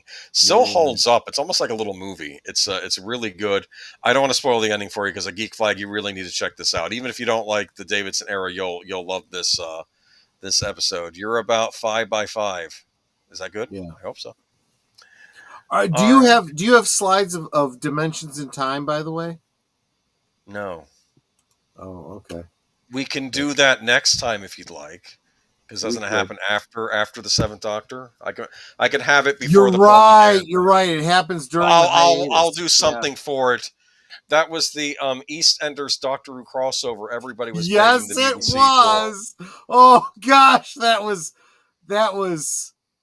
a thing. That was a thing that happened. Yes. That's like doing a Dynasty Star Trek crossover. I don't understand. Okay. You're not wrong with that. You're absolutely right. Okay, the 5 Doctors was 4 by 5. Yeah, well, I think they did their best to explain why Baker wasn't there, and they used the footage no one had seen before. So when you see it at the time, you're disappointed, but at least, he's there. He's not in the full episode. Okay. It was still a well done special. Now we're into the next season. These are the Tractators. In my opinion, one of the most terrifying Doctor Who monsters ever. I think they were on this Earth colony planet. Well, and they were trying maybe before the Slitheen, right? The Slitheen. We'll get to the Slitheen. They kind of look like the Slitheen, don't they? They look like caterpillars. But here's the thing with the Tractators. Turlo goes nuts when he sees them because I think he has an ancestral memory from his people because he's an alien where they encountered the Tractators and they might have destroyed his whole world. I don't know. That's interesting. They're really nasty aliens. When they find out, when the head leader finds out the Doctor's TARDIS, he says, "I want it." You know, like of course. They're a very dangerous alien race. They had intended to bring them back in the Colin Baker era, but that was the season that never got shot. So, which I believe is now a Big Finish audio production episode. So, yeah, so they lived on there. We'll get to Colin Baker in a bit. Resurrection of the Daleks, I think this was called. Return of Davros. Davros again. He's back. It's okay. The Daleks are dying because of the Movellan virus. And Davros goes, so like an errant child, they've come back to their creator. Yeah. Right. They kind of rejected him. They said, you're not a Dalek. And it's like, oh, really? I am your creator. I don't think this is a great episode. When I was rewatching it years back, I'm like, I don't remember. This is not that good. I do like the ending, though, that Davros also gets infected by the Movellan virus that the Movellans created to destroy the Daleks, and stuff starts spurting out of his control. And he's like, "What is this? I am not a Dalek! I am not a Dalek!" And it gets him, you know. But remember, a virus is going to target the biological element, which is the Khaled within. Yes. Anyway, I don't know. Some people may vary. The last episode with Tegan, there's so much death in this episode, and I think it was taking Right. place in modern London, that Tegan just says, "I'm out. I can't do this anymore." And I think he says Braveheart, Tegan, and then he turns around and leaves her there, and then she almost turns around like she was going to go back, but then his TARDIS is already gone. Yeah. So kind of a bittersweet end to her tenure, because I think she almost changed her mind, but she didn't like all the death. So moving on to, I think this was Planet of Fire, another master-centered episode, introduction of Peregrine, also known as Perry, who is our first American companion. And her American accent changes depending on the episode. Yes, it does. She when she was on point, but yeah, it came and went. Keep in mind that, especially in Europe, I think American accents can be tricky. I know that a lot of English actors, they love doing Southern accents because they can affect those better. So they probably should have had her have a Southern accent. And I do need to say that Perry was probably the first time where they start to, how can I PG this? Kind of play up the feminine attributes of a companion. I would argue Leela also, but okay, no. You lesser make a great degree, point maybe, there, but it becomes a trend with Perry. Well, it became a trend so much that the critics or the BBC censors has knocked it off. So I think when she comes back for a later season, they've toned that down a little bit. Yeah, that's true. Didn't JNT use her accent even when they weren't filming to keep up with the illusion? Look, in her, I'm not picking on Nicole Bryant, I think is the actress's name. She was really good. Turlo goes home with his people, which is fine. I think that's a good ending for him. So I do have to say one thing about Nicole Bryant. Well, two things, really. First, again, meeting her in person, she was so sweet. She really was. But also, she did some great marketing work for Doctor Who. She had some publicity stills that were just. Really? Let me just say that the teenage boys really liked her. That airs Maxim magazine, I take it, that sort of thing. Okay. Well, the British version thereof, yeah. All right. So, this episode, the Master dies in a horrible flame thing. Mm-hmm. It's yeah, the Master died. Just so you know, he's finally gone. Okay. Anyway. Oh yeah, I think he's gonna stay gone. There's a close up of Perry. There we go. What is she holding there? No, don't answer that. Maybe I don't want to know. I don't know if I hadn't quite hit puberty yet when I saw her, so I found her kind of annoying. I'm like, I was well into my high school years when I was first exposed to Perry. And I don't know. I found her kind of annoying, but she grows on me later on. But I'm just gonna say, let's get to the final episode. Oh yeah. This is the Doctor really going, I don't want to say to hell and back, but this is, what's the name of this episode? This is the one of Caves those of vibrating Endless Money. barbells. Yes, exactly, Darth Plato. No, it's some kind of thing the Master was using. It was alien metal. She thought it could be made out of platinum because I think she was on vacation in Spain and didn't have any money and was hoping she You're could not helping, Boomer. This all plays into it. Anyway. This is the Caves of Androzani. This is the final Peter Davidson episode. Yes, it was. The Doctor makes a point in this episode, my curiosity sometimes gets the better of me. Yeah, this is an episode where he decides, let's go explore this alien planet, and this was a horrible, horrible idea. People have criticized, I heard modern Who fans are watching this, said, what's the point of this episode? Except for the Doctor and Perry, all the characters are either evil or insane. You know? So in the far future, the Doctor himself isn't insane, but okay. He might be when we're going to get to that with the next episode. But they go on this planet and they end up in this webbing, this sticky webbing, right? And they get out of it, right? And they meet a Mexican wrestler? Okay. Sorry. No, this is a gifted scientist who, okay, so here's what's going on this planet. the human race has discovered a drug. Okay. This drug, or when processed properly, it reverses the aging process in humans. I can see Not that all at being once, addictive. but you'll start taking it, and you actually over time start growing younger and getting younger and younger. So you can imagine that this drug is highly sought after I would in the imagine, universe. yes.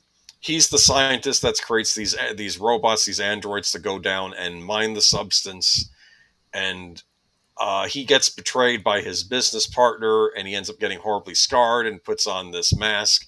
It's a very Phantom of the Opera type story. Do you understand? He's all messed up. He was a genius. He was handsome. He was like a high society man, and now he's stuck underground with these androids he builds. And the cool thing is he builds androids that look like the regular miners on the surface to infiltrate. So there's basically a civil war going on this planet between this guy and his androids, Right. and his old business partner, who's the real villain of the story. And but even the rest of the human race at this point, it's like it's almost like this age defying drug that would reverse the age. This is bad for the human race because it's turning us into monsters, basically trying to get this drug. And anyway, but when they first went into the caves, though, the Doctor and Perry ended up getting caught in this nest of, I think, the creature that produces the serum that does something or whatever, and they end up getting poisoned. And one of the humans laughs at him and says, well, what's the cure? And he said, there is no cure. You'll be dead in 24 hours. Oh my gosh, and of course, the Doctor doesn't know what to do. Then he finds out that there was a professor that realized that the bat serum, like the giant bat creatures that hibernate, if you can get the bat's milk, that can reverse the toxin and cure you. Right. And the Doctor is going all out trying to get this. He he only gets enough bat's milk for Perry. And gives it to her. Let me show you a scene. Hold on. Yeah. Let me show you a scene toward the end of the episode, and everything's blowing up. I think the whole facility comes down. Everyone dies. This was an intense episode. Yeah. And he does just enough bat's milk for Perry or himself. He gives it to Perry because he actually feels guilt over this. He says, "I got her into this mess. This was my fault." And he's lying on the ground and he's saying, I might regenerate. I don't know. It feels different this time. And this, in my opinion, is the greatest regeneration. And this is what's crucial about this is, as he's going through this, he's already given the vial to Perry. She wakes up from, whatever. She's pretty much cured. She wants to help the Doctor, and she's like, "Where is the bat's milk?" He goes, "It's already spent. I gave it to you." And she's like, No, what can I do for you? How can I help you?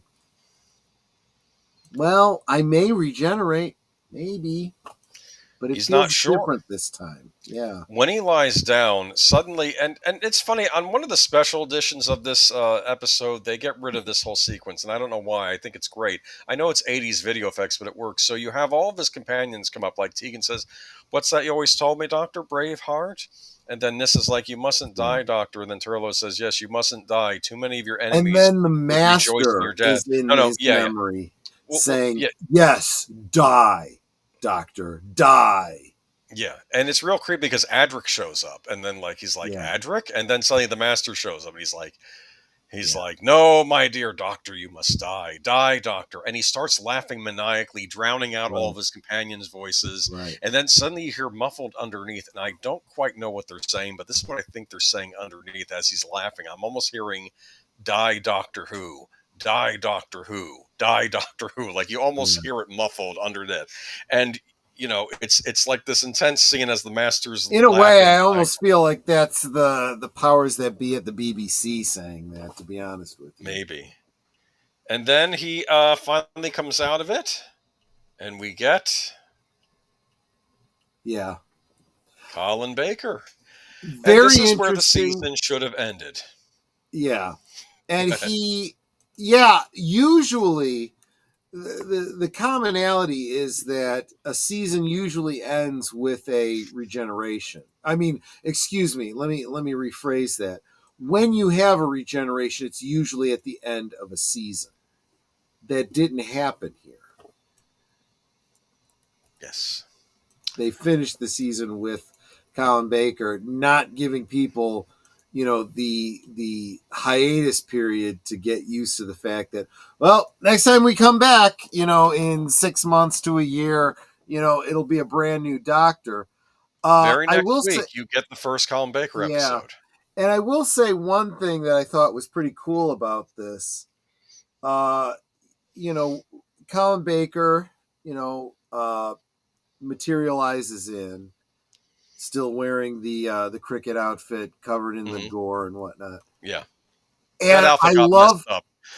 the one thing I love is he breaks the fourth wall in his last line in the episode.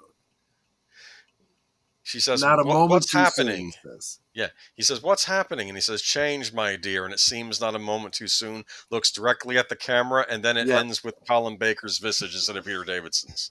Yeah. Would have been a great way to end the season, but they decided, let's do another episode where it's the first episode of Colin Baker. I think they should have given one more episode of Peter Davidson to round out the season. Maybe one with him, just him and Perry, another one with him, just him and Perry. But no, we get the twin dilemma, which... and then we get this is where Netter and I had not even met yet. Separately, watching Doctor Who, we both said, we're done, we're out. This is people where in England were angry about Doctor this. Who, yeah. I think here's the problem. I think this is where you end the season with the Doctor, and the first thing you're seeing is them choking a companion. Now, I will defend it canon-wise in that this was a very rough regeneration, and the Doctor wasn't himself. Yeah. He had I don't think his regeneration had stabilized yet. I think he was mixed up in the Marvels. I think that he came very close just to plain old dying with Peter Davidson that last episode. Yep.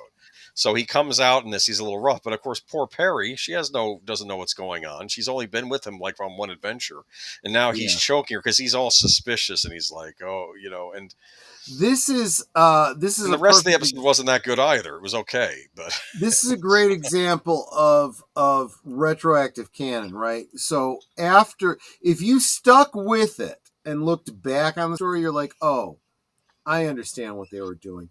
But they implemented it so poorly that a lot of people just checked out. Netter and I included.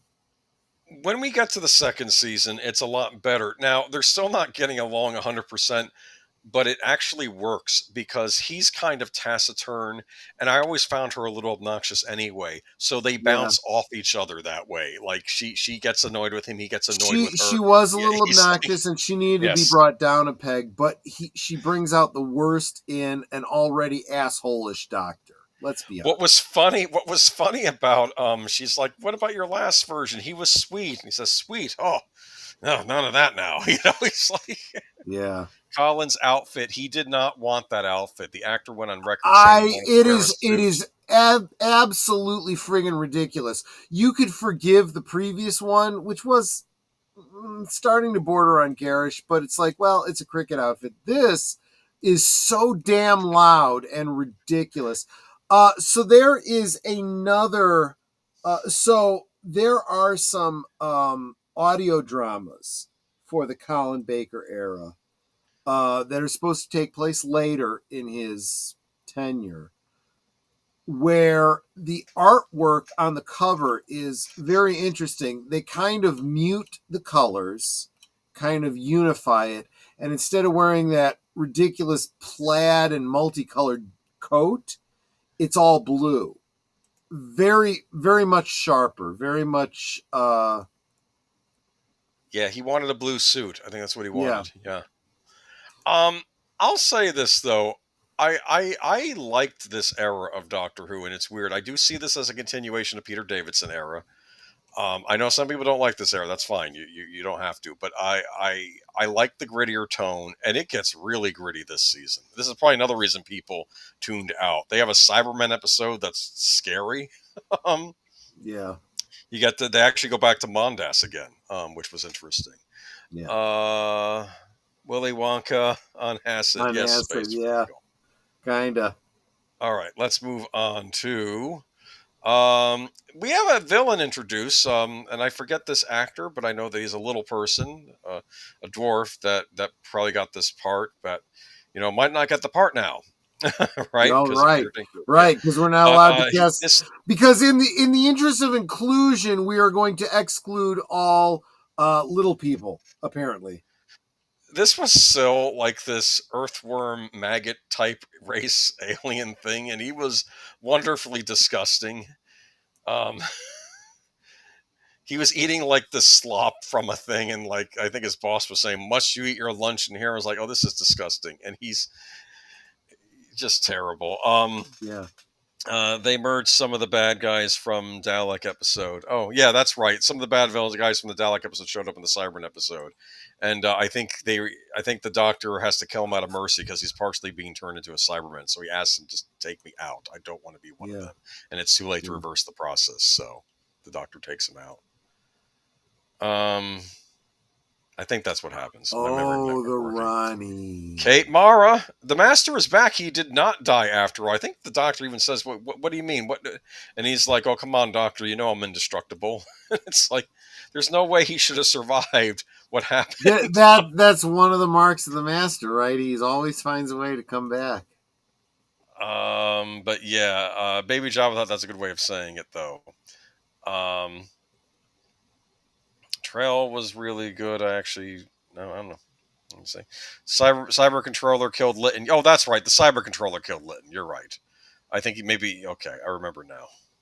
It's been a while since I've seen that. But, never cared for the Ronnie. See, this was, I think, a missed opportunity. They decided to bring the Master back as a woman, which, let's face it, Missy was incredibly good. I really did like that iteration of the Master, but they missed a great opportunity to bring back the Ronnie at that point. Yeah. Who the heck played her now? I forget these names whenever I'm on the streams. But this was the Ronnie. Who played the Ronnie? She's a female Time Lord. She's a villain, but she's also let me look her up real quick. Hold on. The Ronnie. Fictional character played by... They never have the actors when I looked the thing up. Oh, Kate O'Mara. I kept wanting to say Kate Mara. It's Kate O'Mara. Okay. Yeah. Not the same actress. There's an O in front of the name. All right. But that's Kate O'Mara. She was in some Hammer movies, actually. I have to look into that. They didn't bring back the Ronnie. They had her on the show twice. Now, I think her whole thing was she was more... logical than the Master, but she's still evil. I guess she was evil, but not insane. Yeah, maybe lawful evil versus chaotic. Yeah. I might describe her. That was how she was. Like what she's doing out of scientific interest, even though it's a bad ends justify the means sort of thing. But her and the Master were working together. No. You misunderstood, Darth Plato. I said they should have brought back the Ronnie. They did not. Instead, they brought back the Master as a female character. It's like you missed an opportunity to bring back the Ronnie. I you know what I think? I'm sorry, but I sometimes wonder if the modern showrunners just don't like this era and don't want to revisit it. I they don't like Doctor Who at all, and they certainly don't like Doctor Who at all fans. Anymore. This was a big deal. Look who's back: Patrick Troughton, Jamie, and Colin Baker. This episode was called "The Two Doctors," where the Doctor runs into one of his former selves. You didn't know this episode existed, did you? Oh, I did. Okay, he runs into. Remember, Patrick Troughton I have watched them all Hines at least back once. Jamie. Yeah. Okay. That was the Centaurans were involved in this episode, and another alien race that liked to eat humans. Yeah. And the Centaurans, I of never course, they're trying to get time understood travel why technology back. there was explanations in the previous returns why doctors looked older and stuff like that and whatnot. But I'm like, in this one, they should have just, sprayed his hair, temporarily darkened it and stuff. I mean, why not? But I just accept that this is just the Doctor and the actor is a little older, and I suspend my disbelief. I still say it's the same. Fair enough. Fraser Hines look older too, but he doesn't look that older though. I'll say this: him and Zoe kept their appearance well into their. Oh, Colleen, you're not wrong here. So much plaid. Yes. Yeah, exactly. I know. This episode refers to the Centauran pursuing control of time. Yes, they're obsessed with time travel. I think it's why they invaded Gallifrey to begin with in that one Tom Baker episode. And I think another alien race was developing time travel technology. That's how this episode starts. And when Colin Baker shows up at the station where they were doing these time travel experiments, everyone's dead, and the computer on board says, "Who did this?" The Time Lords did this. And I'm thinking, well, maybe it was the Time Lords who did it, because maybe they didn't want another alien race developing time travel technology. But let's move. We going? Next slide. Can you hear me? Yeah, I can hear you. Go Why ahead. is it not Go to moving? the next slide. Why don't you do it? It's doing this wait thing. Hold on. If you could click There next you go. slide. No, back to Davros. There it is. Okay, Davros. I actually like this Dalek episode. Rather rough. But it turns out they're in this station where people are trying to get, like, I don't know, like longevity. It's like some kind of health planet. But then it turns out that Davros is behind everything, and he's actually turning humans into Daleks to create another Dalek race that's loyal to him, to go after the Dalek race that isn't loyal to him. And I think he's growing them out of the Dalek Civil War. Exactly. Yeah, and he on this planet, though, he's called the Great Healer. And they said, "What do you do with the humans that can't be converted into Daleks?" And it says, "Well, there is a food crisis going on in this part of the universe, and the human body makes a great source of protein." So it's like a Soylent Green situation going on. It's like, isn't Time in the Ronnie with Sylvester McCoy a Ronnie series? It's been a while, but I don't remember. Yes, we're going to get there soon enough. We're getting to that. Yeah. Anyway, I think this episode's cool. You get to see Davros's hand get blown off with a laser gun in this. That's why when he shows up in New Who, when you see Davros again, he has a mechanical hand. That's right. Notice that? That's right. Little things. But yeah, let's get to back when the showrunners actually tried to keep some kind of sense of canon, before they said, we don't give a crap anymore. Okay, so that was Revelation of the Daleks, and this is the last episode of that season, and Doctor Who goes on a bit of a hiatus. Yeah. John Nathan Turner, the new head of the BBC, he don't like Doctor Who. Apparently so. He's saying, the effects, look, this isn't Star Wars, the effects are terrible. Like, he doesn't know why they're spending money on this show. John Nathan Turner rallies the troops. We're going to create a We Are the World style album about Doctor Who, SOS, Who Cares? The Who Cares album. Doctor Who Cares, some exactly. British pop singers and even some of the actors from the show to go ahead and sing a pop song. 18 months is too long to wait. Did you listen to that song I sent you? Yeah. You probably I listened heard to it 5 before, seconds. actually. I'm surprised you didn't shut it off after 5 seconds. It's not good. It's not a great song, yeah, but it's embarrassing. It's no We Are the World, let's be honest. Oh, it's not. It's no Doctor Who is going to fix it. Did you listen to that one? What? That one I listened to before the stream. I enjoyed that one. Is that from that era too? Or is that later? It's from I want to say it was a couple years earlier. It was about 2 years earlier.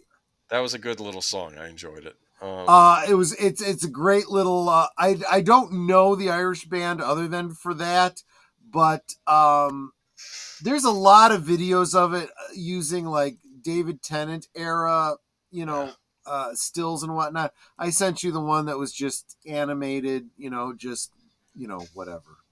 It's the song that's important, let's be honest. Just lost power at my house, Geek Flag. Well, I hope you get it back. That's not good. Oh, sorry, man. Are you having some weather or is it something else? So this is Trial of a Time Lord. It finally comes back. They scrapped the season they were going to do. They had the whole season written, and they didn't. They didn't go with it. It was going to have the Return of the Tractators. The Celestial Toy Maker was going to come back. Those episodes never got shot. They were eventually completed as Big Finish productions, though. That's good. But this does introduce an incredible character that I think was that should have been followed up on in the New Who era and never was. There you go. The Valeyard. The Valeyard. In fact, they mentioned him on occasion, like in the Moffat era. It's like, oh, They mentioned him very obliquely. And like, I'm like, are you going to follow through on that? Yeah, you guys and never follow that's through on sad anything. because they teased it, never did. When they referred to the Doctor, you were known by this name, that name, the Valeyard, and so forth. And the Moffat era is one big, and then nothing ever comes of it. The Moffat era was one big tease. We'll get into that in a couple weeks. I have my own things to say about Moffat era. So they imply that a particular villain that the 11th Doctor goes up against is the Valeyard, but they don't confirm that. I'm and done. We'll get to it. It's like tweaking the fans. Stick with us, Colleen. Eventually we'll get to the new Who and all of that. So yeah, we'll talk about that. Okay. So here we are. This is the Valeyard. Yes, I agree. This is where this would have been the place to do it. Valeyard would have been a good piece for the Time War. Actually, I always imagined that the Valeyard and the War Doctor should have been the same individual. We'll talk about that later too. So here we have so here we have the Valeyard. Okay, we might as well just do the big spoiler alert. The Doctor is on trial. The Valeyard is the prosecution. The Valeyard is very nasty to the Doctor throughout this 4-part series. And of course, we learn later on at the end, big spoiler, close your ears, that the Valeyard, they believe, is a future version of the Doctor. Yeah, that's the big twist. Talk about dark. Part of me often thought that weird thing when Tennant splits off in two, that maybe the Valeyard was something like that, where he was like an offshoot or something. But I think that a lot of fans kind of assumed, kind of like there's alternate futures. So this may or may not be the future. So this may or may not still happen, right? And the Valeyard has a vested interest in making sure that his history happens. So I do like the bi-generation Valeyard theory. Yeah, I don't know. Like I said, this is just my own theory, but I don't think. Anyway, so Doctor's on trial, so they have to. So basically, in the courtroom, they have to watch 3 Doctor Who serials. So one is from his past, one is from his present, because he was snatched during one of his adventures for the trial. So he didn't, and he was kind of had amnesia about it. And then there's one of his future. So it's like a Christmas Carol, past, present, and future. And so, they do a past one where, the something planet, I think, it turns out it's Earth. There's this horrible robot on there. It almost looked like the human race had gone extinct, but they were just living underground and on the surface in tribes. And it's not a bad episode. It's all right. I enjoyed it. Perry's in that episode. And you can tell by the time we get here that it's insinuated that him and Perry have been having adventures for a number of years now. They're actually getting along a lot better now than they were in the last season. They have a rapport now. And he as a character has evolved. He's mellowed again, a bit too, I'd already, first time through, I'd already stepped out, so I never got this far. I didn't see this until, rewatch many years later. Oh, Darth Plato does not like these episodes. It's all right. I like them, but it's okay if you don't, like I said. This is the next episode. This was the one that took place in the present. This is another episode where it turns out the Time Lords were trying to stop one of Syl's race, the weird, what do you call it? The maggot-looking guys or whatever. He was trying to get the scientists had discovered a way to transfer a consciousness into another body, and they did that with one of the race with Perry's body. The Doctor was intending to save her before that happened, but then he got called away, and the Time Lords basically interfered with the whole thing and set it up so this Warrior King shows up there, who was actually in love with Perry, and sees then that her mind got wiped, and now she's been replaced with this other alien, and then basically he destroys the entire lab and the scientists in it and kills everybody, and it's this big bloody scene, which they then retcon later on and say, well, that didn't really happen. She's married to now this Warrior King, and now she's a queen or something, which doesn't make any sense either. No. And then Colin Baker behind the scenes says, is being married to Brian Blessed a fate worse than death? That's what he said. Right. Was being, Brian Blessed, he was in Flash Gordon, remember? Oh, yeah, he was. He He was was the head of the bird people. Dive. Yeah. There's a movie, not Doctor Who, where Perry actors Colin Baker were in it, and there was a really?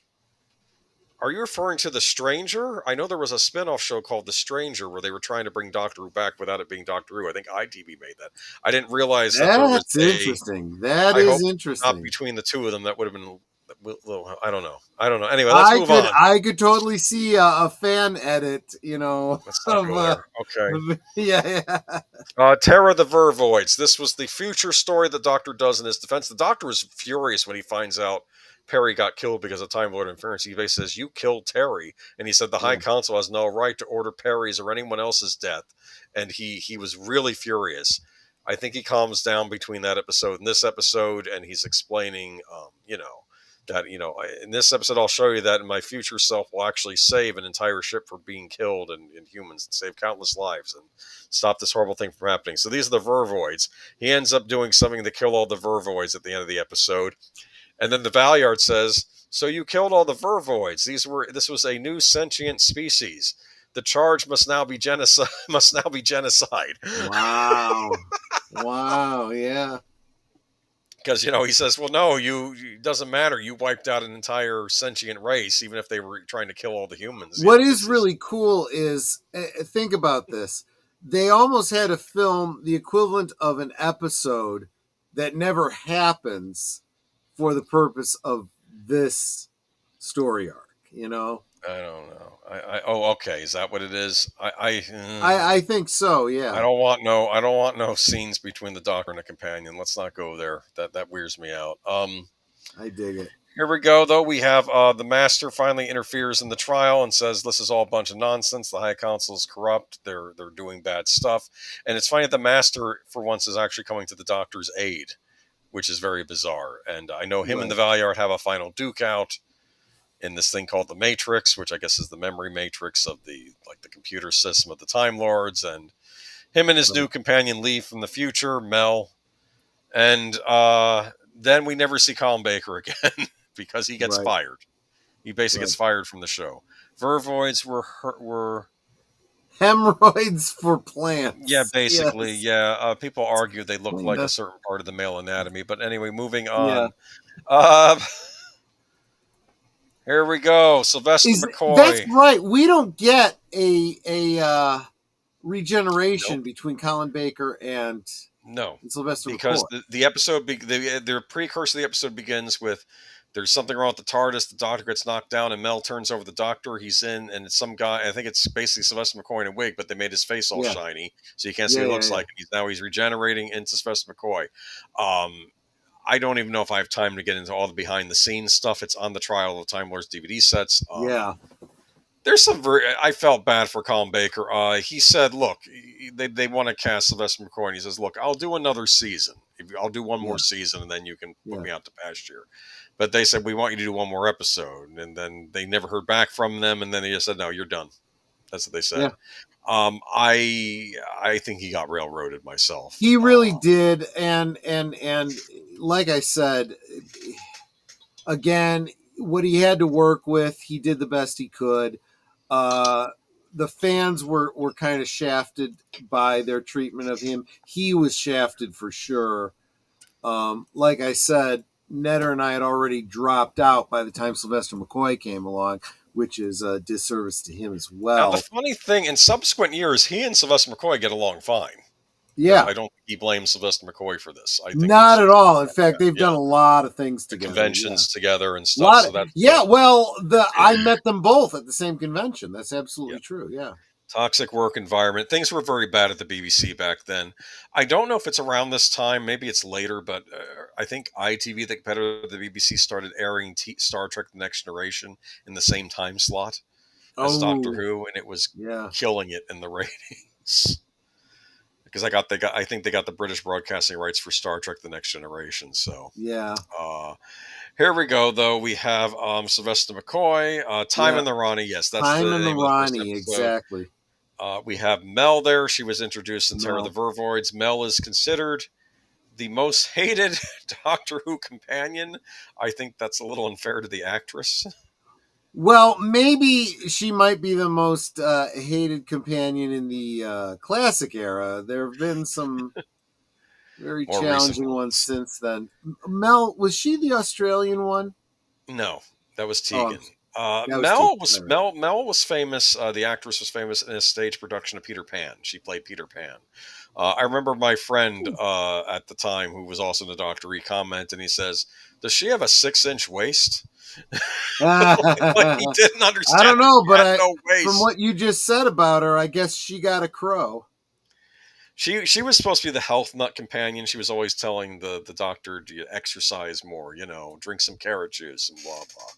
The doctor, well, he does enough running for this doctor and his technical dream code. I dislike it a lot.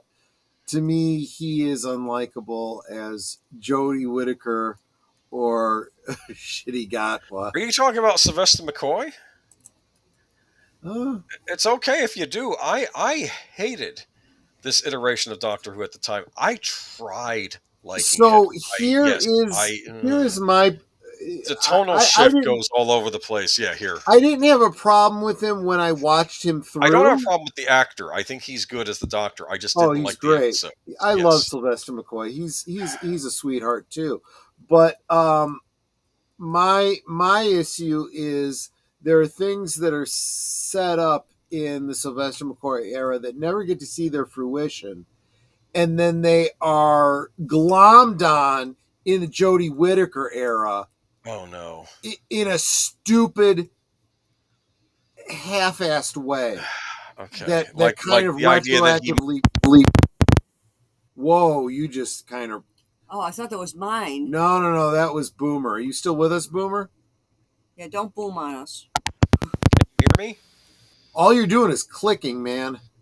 Can you hear me? Hold on. I can hear you now. Yeah, I can hear you. No, I clicked the off switch on my stupid headset. Sorry. Yeah, there you go. That'll do it every time, right? Operation here. Anyway, you were saying though that I was making a point about him being. Colleen, you're getting ahead of us again. But yes, I didn't care for Clara either. Well, I liked her at the beginning. Then when she became the end all be all of Doctor Who, the impossible girl, no. She's.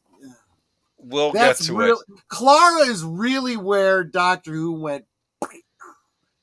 I feel bad for Joe. I forgot the actress' name, but I think Amy Pond was hard to follow, and they were trying to make her unique, and it didn't quite work. But you don't always have to one up. Sometimes it's okay to back off a little bit. So this is Time on the Ronnie. The Ronnie's back. It's not a great episode. They think this was a holdover. Jenna Coleman. That was Claire, right. Yeah. Jenna Coleman.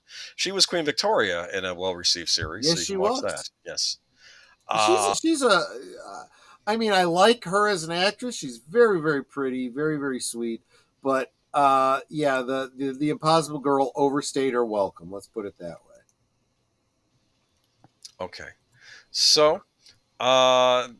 The Ronnie's back, and then the Ronnie's not back. I think he does something to her TARDIS. There's Mel. I have to give that actress credit. How do you pull off that hair? That is a lot of curls. That's redheaded too. That late 80s, crazy, yeah. I'm impressed. I thought she was pretty myself. I didn't have a problem with Mel. Yeah, she's not unattractive. Yeah, no. Mel has the unfortunate position of being a companion that never got a proper introduction because she was introduced as a future companion for Colin Baker, so she never gets a proper introduction. And then we get she's kind of a leftover from the Colin Baker era. She only lasts this season, and then they get rid of her. Maybe she decided to leave. So she goes, and we get Ace. Ace, yeah.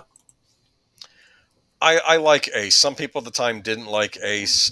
She's not a conventional companion. True. I get a kind of I don't want to say punk rock vibe from her, but maybe like an alternative rock vibe from her. Yeah. Like late 80s, early 90s. She's got the patches on her jacket.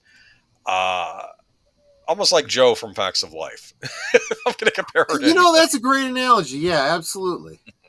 Little tomboyish. Yeah. But I actually like that because it makes her unique. And I often said I didn't know why. I think Sophie Aldrich plays her, right? And I thought unfortunately, when Elizabeth Sladen died, that was unfortunate. In the Sarah Jane Smith adventures, they didn't even finish out that last season. But I thought if they were going to bring another companion on to take over that role in that sense on that show, I think they should have gotten Ace back. I think that could have worked. Yeah, no, that actually would have been. Yeah, I would have brought her back. Yes, Mark. To kind of fill in that Ace void. was the one that went around hitting Daleks with a baseball bat. That's actually true. Yes. Hold on, I think I have that here. There we go. Yep, there you go. you just got a little ahead of us. That's fine. I think that's one. Is that one of Davros's Daleks? Because he had the white Daleks with the gold trim. I like that design for the Daleks. Yeah, that was a neat Dalek design. Yeah. Because of course, and people argued why wasn't this the 25th anniversary episode? Because it had the Doctor going back. I think he was going back to the same year that the show started, and the Daleks were back, and there's Davros, and people thought this made more sense as the 25th anniversary episode than the actual 25th anniversary we got. We'll get which is Silver Nemesis. Yeah, which I only have this shot for it. Wait, wait. Before we get to Silver Nemesis, I have to put this in here. I pick on the Sylvester McCoy era, but this episode is a good episode. This is my favorite Sylvester McCoy episode era. This is the Happiness Patrol. Have you ever seen this episode? Yes, I have. You have to watch one episode of Sylvester McCoy. He ends up on this human Earth colony. Yeah. Something's gone terribly wrong in this colony. You have to be happy all the time. Yeah. You cannot feel sadness. There's a blues musician that has to practice his music in secret. You know what I mean? Yeah. And the Doctor runs into him, and basically, if you're sad or something, well, they'll figure out ways to make you happy, or they'll just execute you. Colleen, the villain's made of candy. The villain is literally made of candy. No, he's a glucose-based life form, and I can't do his voice justice, but he talks like a spoiled little Lord Fauntleroy, and he makes some point that you know what he does? He says he makes sweets that are so good, the human physiology cannot bear the pleasure. And his assistant says, yes, he makes sweets that kill people. Because they're just so good, you'll die from pleasure eating them. You know, it's just that planet sounds like a blue state to me. Yeah, there might have been some political undertones in this episode, but I enjoyed it. It's a good episode. It's only 3 parts because, of course, in this era, the Doctor Who episodes go to 3 parts. Less money to spend. But it's a good one. If you watch one from the era, watch this. Hold off. When we get to the Matt Smith era, we will talk more about Amy Pond and Rory. Got a video to share with all of you guys. It was another YouTuber did an April Fool's related to them. It's friggin' brilliant. I think I shared it on the MeWe group. Definitely worth checking out. So let's see here. We have new 25th Cyberman anniversary. That actually is a fun picture. That has a Cyberman surrounding Sylvester McCoy, and they're cutting the cake for them. That's fun. Look at those helmets, right? They're very similar to the previous iteration, but they're very, very metallic, almost chrome. Yeah, I don't think I like this updated look. I mean, it's similar, but I don't think it looks as good. I think part of the reason for that, though, was at this point, I think that they finally started shooting everything on video, even the outside scenes. The British were weird. They would shoot outside video on film, inside shots on video for their shows. And now they think they went straight to video for everything, so it all lines up. Yeah. But what's he saying? I like the one where the Brigadier comes back. So if you're referring to the Dimensions in Time, where they brought everyone they could fricking get a hold of back. Wait a minute. No, I think he might have come back in one of these. I don't know if that was the episode with the vampires or if that was the Curse of Fenric. I don't have the Curse of Fenric in here. I know everybody loves the Curse of Fenric, but I don't have that in here because I don't. You notice in this picture, he's holding a He's got an umbrella, and the umbrella handle is a stylized question mark.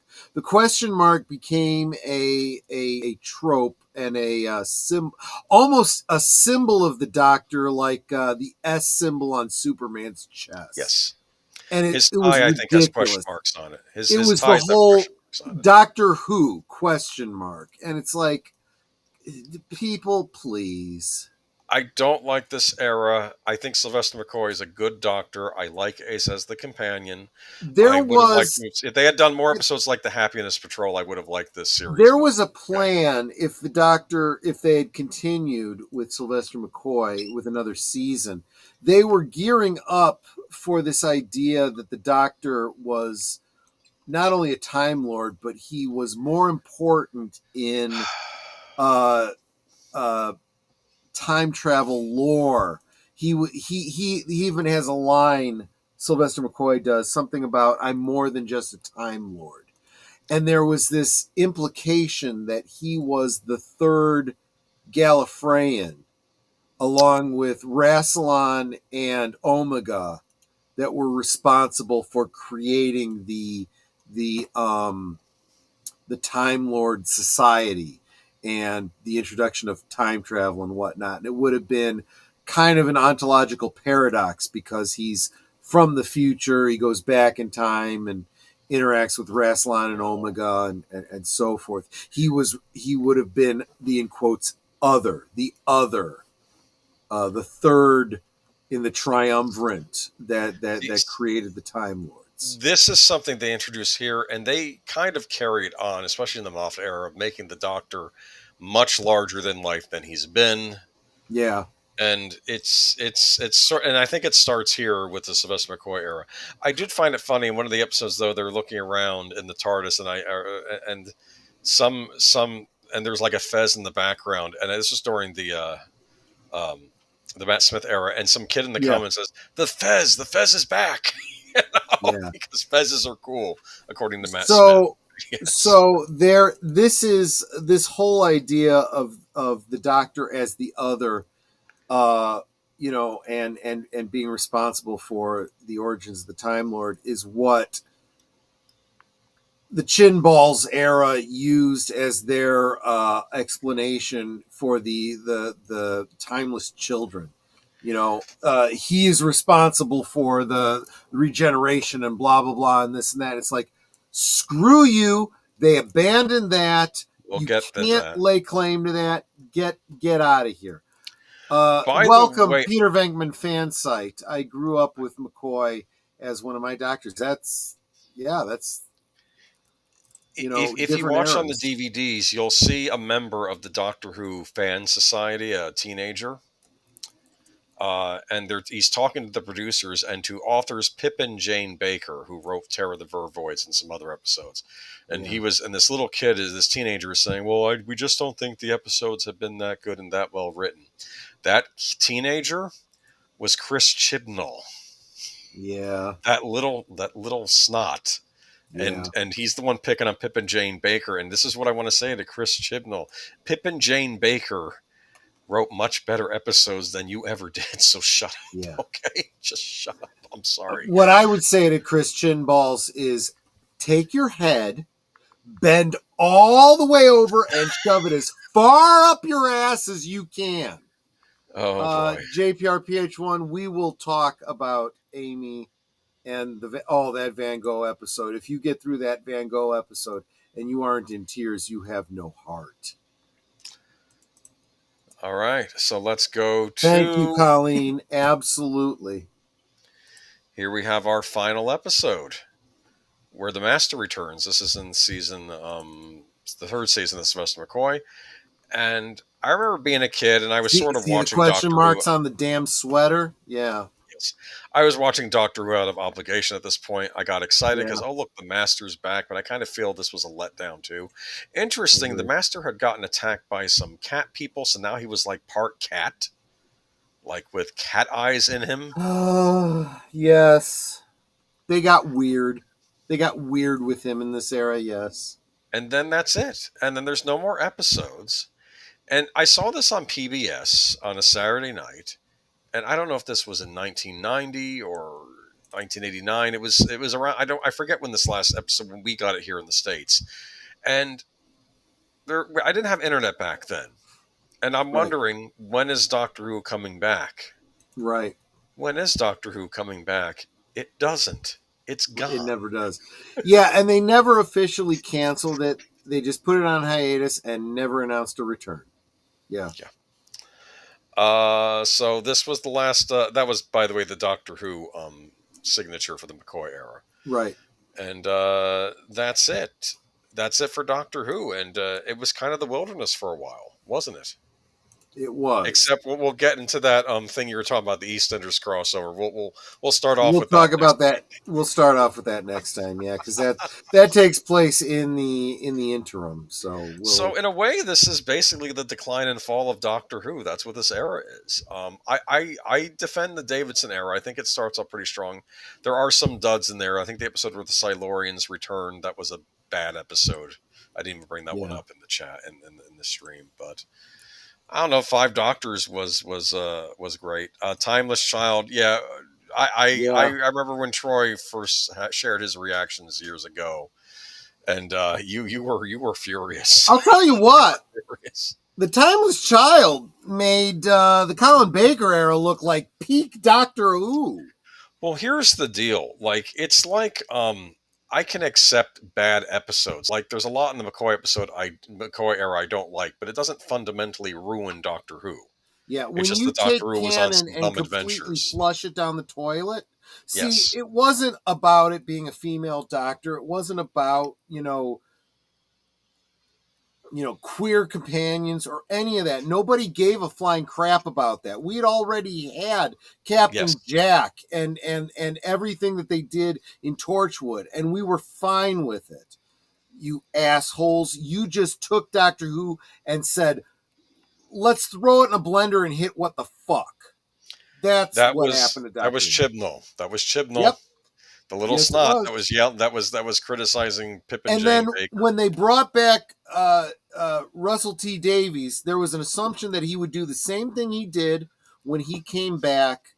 With the new Who era, and kind of homage everything from the original thing, and maybe find a way to smooth out the canon. Nope, he just doubled down on it and said, screw it all, we're going as woke as we possibly can. We're going to transgender the F out of everybody.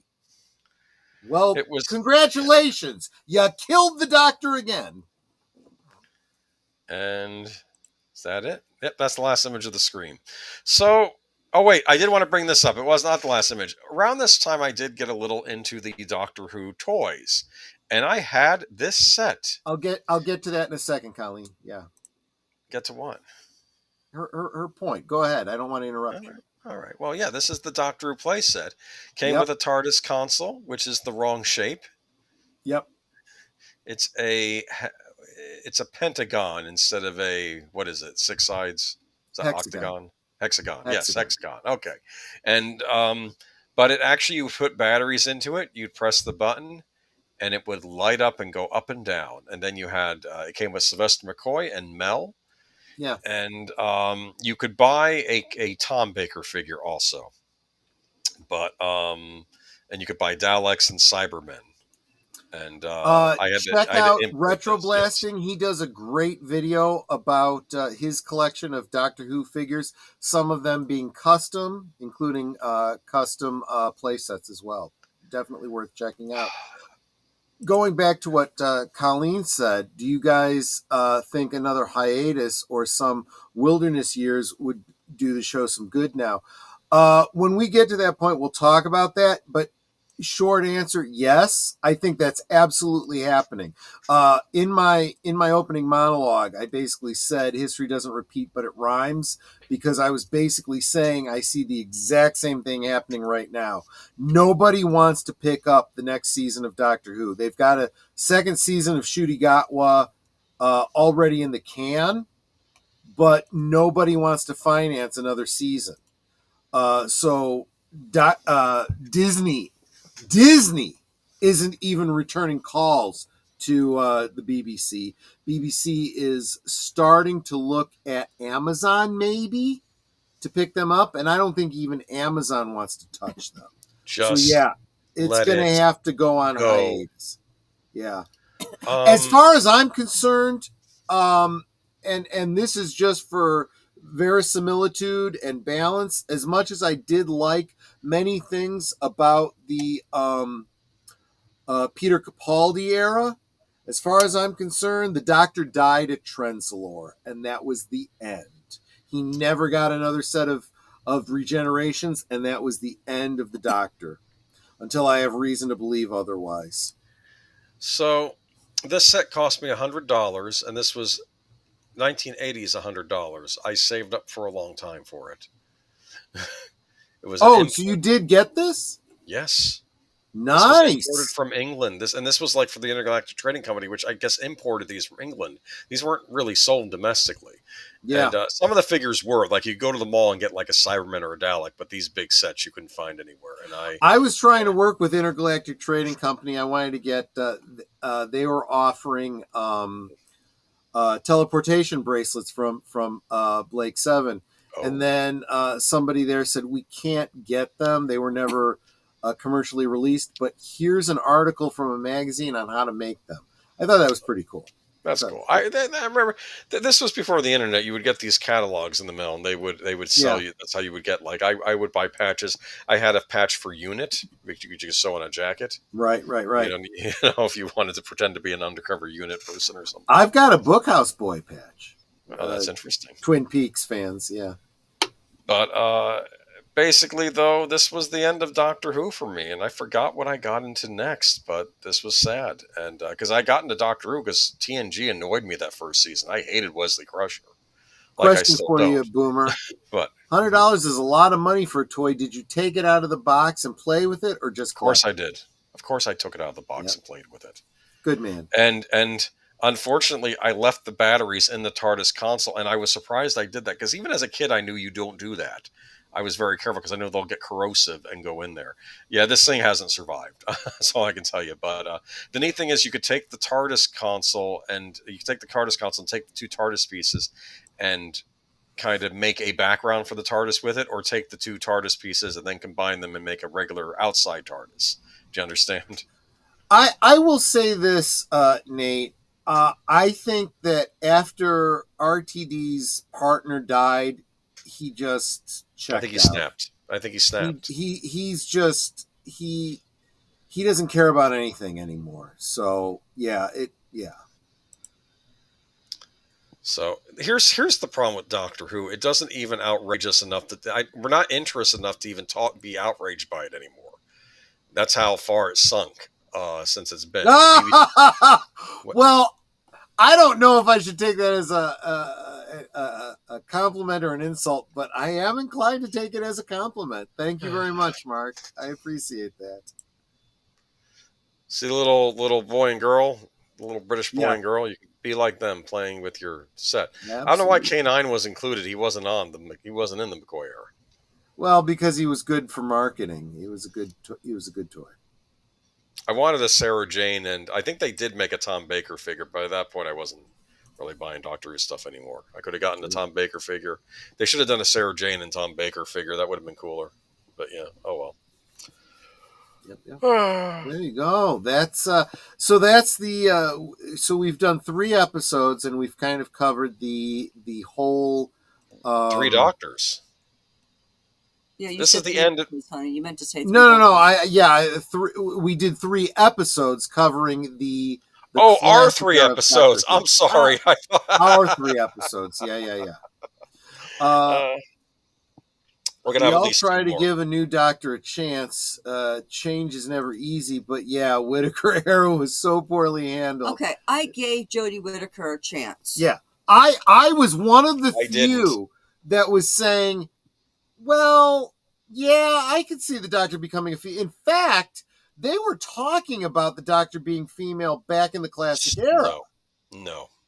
No, they made some offhand remark about somehow one Time Lord regenerated as a Time Lady. I think that was and no, I know what this agenda was all about them. I doing do it. too, I and told it's them not to do unfortunate it. that's what it became. But what really killed it was totally destroying the canon of Doctor Who. You know, You had River once they Song. got You didn't need a female doctor. You had I her in know River Song. we had River Song, we had what Lala Ward, what's her character name? Romana. We had the Ronnie. Look, I was even willing to accept Missy, but they just went and destroyed the canon of Doctor Who. And it's like, okay, this is not Doctor Who anymore. When you completely destroy the canon of, what was it, 50 years of Doctor Who? Good luck with that. You don't have a new audience, and the old audience has checked out. So you're left holding an empty bag. Congratulations. And now they can't finance any further episodes. What I was starting to say is I was giving Jodie Whittaker a chance, Mm-hmm. even though the storylines at the beginning they just seemed kind of forced. But I was like, okay, it's a new Doctor. They're fleshing out new episodes. I'll give her more of a chance. But then when they decided that Doctor Who was no longer a Gallifreyan and was from some other planet and the whole history didn't exist anymore, it's like, pardon the language, but fuck this, I'm out. I will agree with you, Colleen. She said I wanted it to be good as a woman. I may have been biased, though. I feel like there was after what was it? After Torchwood and the Sarah Jane Adventures, I was like, we were absolutely due for another spin-off with a female time lady. We needed the return of Ron. The Ronnie actually would have been great to have return. But I was going to say the return of Romana would have been good. But even better would have been the return of Jenny. Yes. And they blew it. They just blew it. Think about this. They are so focused on taking the current male character and making the male character female. Yep. That they forget that there were women that fans were already fans of, that what they have sidelined and forgotten. What about Susan Foreman returning? Yes, but here's the thing with Jenny. Here's what they could have done with Jenny if they were hell-bent on making the Doctor a woman. This is what they could have done. Maybe the Doctor, for his final iteration, because he would have gotten to his 13th life sooner or later, you bring Jenny back because he needs to spend some time with Jenny, and then she takes over as takes on the name because the Doctor finally dies, and then that's it. And it would have been a passing of the torch, and then you could have the Doctor be a woman, and that would have at least been canon acceptable. Do your neo-Marxist killing of the past. You kill off the Doctor, and Romana comes and takes his place. That would have been fine, and she claims the title of the Doctor. Yes, that's what you could have But done. no, that's not good enough for them. No, they always do these things. They give the Doctor a daughter, we never see her again. I think she shows up in Big Finish productions now. It's like, although there's of course the behind the scenes where she's actually Peter Davison's daughter, married to David Tennant, which is just weird. Her father's the Doctor, her husband's the Doctor. Well, these are actors. It's okay. I know, but it's still funny to think about when you consider it, Yeah. Oh, yeah. Darth Plato's bringing it up too. Yes. But yeah, and it wasn't Stephen Moffat who insisted keeping her alive at the end. They were going to originally kill her off, and they decided keep her alive so they could bring her back, and then they just didn't. I don't know. With Harry? No, Jenny. Oh, Jenny. Oh, I don't know. Yeah. It's just We'll get into all of Well, that we're at a gonna later get into. point. We have Davies next week. That's the triumphant return. We're gonna do. We're gonna do a little bit. We're gonna do that dimensions and time thing, and then we can do the Paul McGann TV movie. Then we can get into finally into New Who, and then we'll follow with the Moffat era the following week, and that'll kind of wrap it up. I think. Yeah. Okay. I thought the Doctor being a woman was a logical progression. Just Jodie Whittaker was the wrong actress to be the Doctor. She had no gravitas. She was Well, I'm goofy gonna as say hell. The this. writing was absolute bollocks. I think that's more the writing and the directing than it was the actress. But yeah, when you make a change that big, and I don't even know if that would have made a difference with me to get me to watch. Your writing had better be better than it's ever been for me to get accepted, and it ends up not being. It I ends up think being it worse than it's started. been, and then you Here's yell at where me it for being a started for most of misogynist. us. Here's where it started for most of us, and it was incredibly insulting to all of the fans of Doctor Who. They did a marketing campaign, this promo for the Jodie Whittaker era, where they literally had her breaking a glass ceiling. And it's like, and she's like, oops. And it's like, you have just shat on every female Time Lord that the fans have loved throughout the history of Doctor Who. We're done. I'm done. Again, we're dealing with these fourth wave feminists who ignore the second wave feminists of the 70s and 80s, who really were instrumental in the rights you have today, ladies. You know, that normalized, treating everyone as equal regardless of gender. Okay? Quit fighting the same fights over and over again. Guess what? First wave feminism gave you the right to vote. Nobody's taking that away. You have the right to vote. Second wave feminists made sure you had equal pay. Everyone that does the same work deserves the same pay. And nobody thinks differently to this day. Now you have to undo all of that to fight the same battles over again. That's what these modern fourth wave feminists are doing.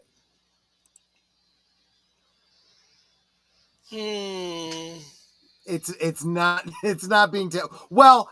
I'll tell you what, women will lose the right to vote when we all lose the right to vote, which may happen if we don't have election reform. But now we're getting political. We're getting off of Doctor Who. Well, I think we finished up for this week anyway. I think so. Yeah. We're going to get more into this. We're going to get to New Who next week. If saying I have internalized misogyny makes those chicks feel better than sweet dreams to them, yes. Yes, in case you didn't know, Peter Venkman fan site is, I don't want to prescribe pronouns for you, but is female. You used to go by something else, right? Like Peter Venkman fangirl or something like that. It's fine. It took me whenever you folks change your YouTube handles, it takes me a little while to get used to it. I still keep calling the CluuStudio. I keep calling them Clue Channel. I'm still, getting used to it when you guys change. So. Anyway, and I would like to thank Geek Flag for making that wonderful intro for us again. Absolutely. I actually really enjoy what he does is he sends me a DM with the text, and I take the text. I do an AI voice, reader, and pair it up with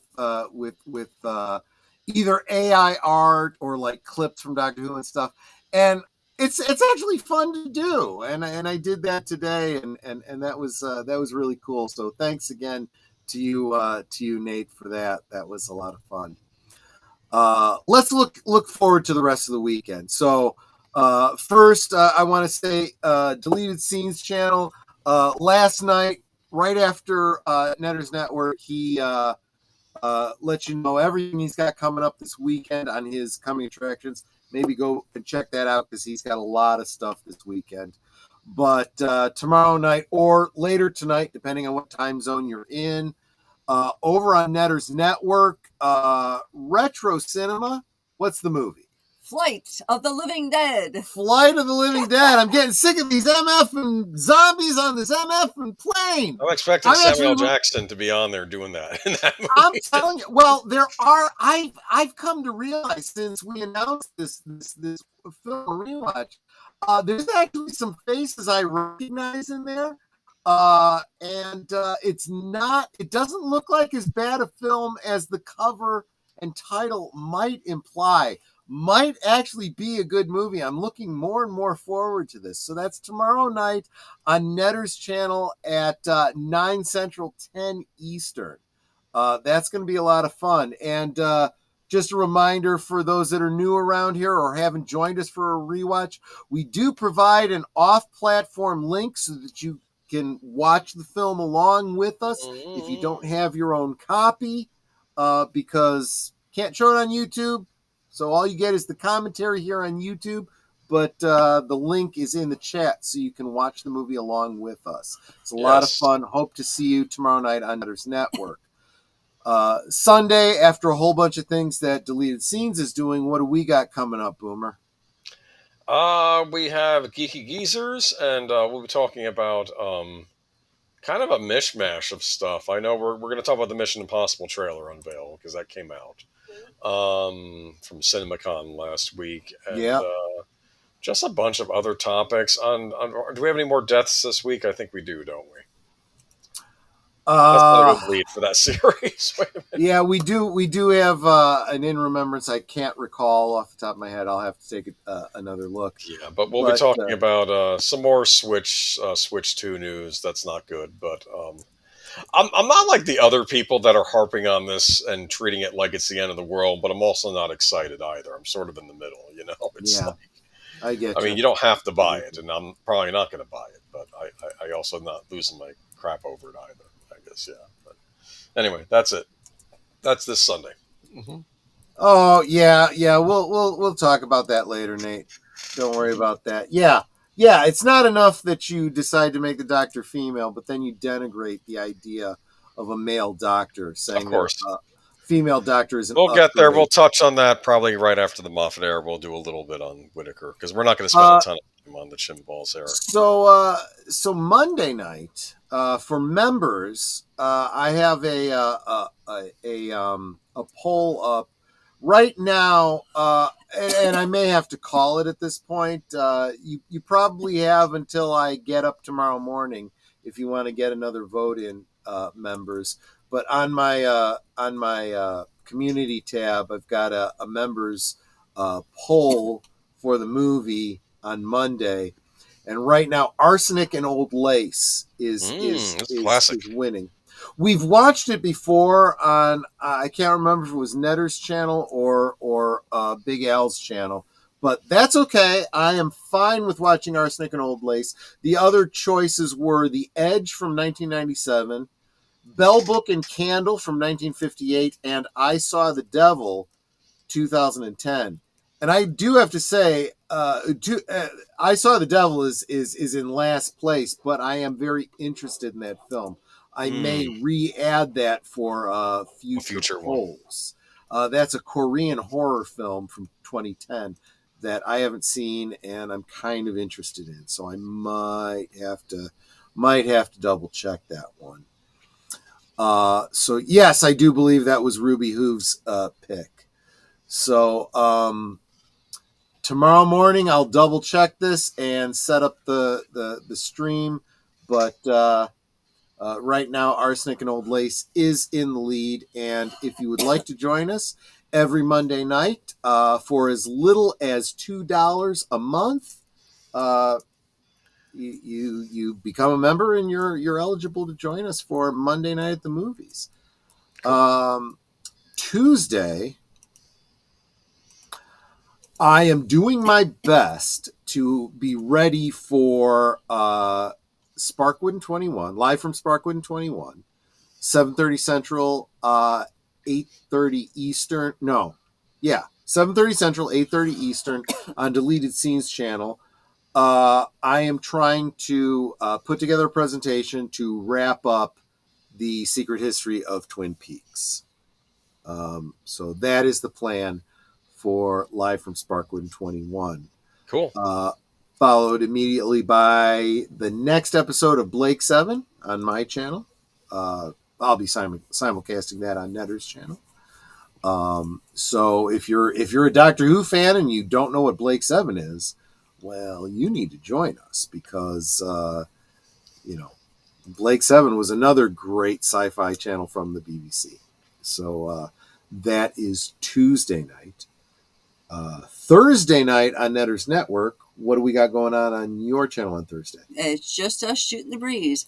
I am looking for guests for Thursday things. So if you are interested in being a guest, either you want to try and grow your channel, or maybe you're SME, there's something you are super passionate about that you want to discuss and let other people know about this great thing that you are into, drop me a DM on Twitter. Let's get you on. Yep, absolutely. Otherwise, you get to listen to me and Troy ramble from week to week because I don't have a guest. Peter Like last Venkman, week's ramble, though. I will say that. Yeah, it was fun. The Peter Venkman fan site says thanks to PBS because we wouldn't know about a lot of these British shows otherwise back in the day. But as JPRPH1 points out, Blake 7 is no longer on BritBox. So unless you have your own physical media, you might want to join us on Tuesday nights just to get caught up on Blake 7. Okay, Flappy on my bunch with lettuce and mayo. Oh, that's terrible, Mark. That is terrible. What's he talking about? Flappy? Yeah. Oh, he's having flappy wings on toast.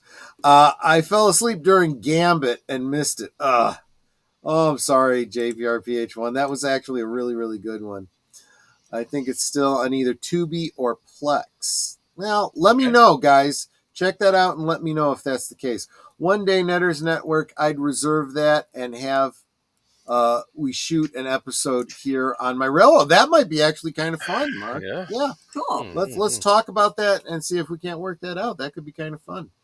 But and then that brings us around to next Friday. We going with part 4 on Doctor Who. We're going. We will do Dimensions in Time. Talk a little bit about the Paul McGann TV movie, and we'll go straight into the Russell T Davies era with Eccleston and David Tennant.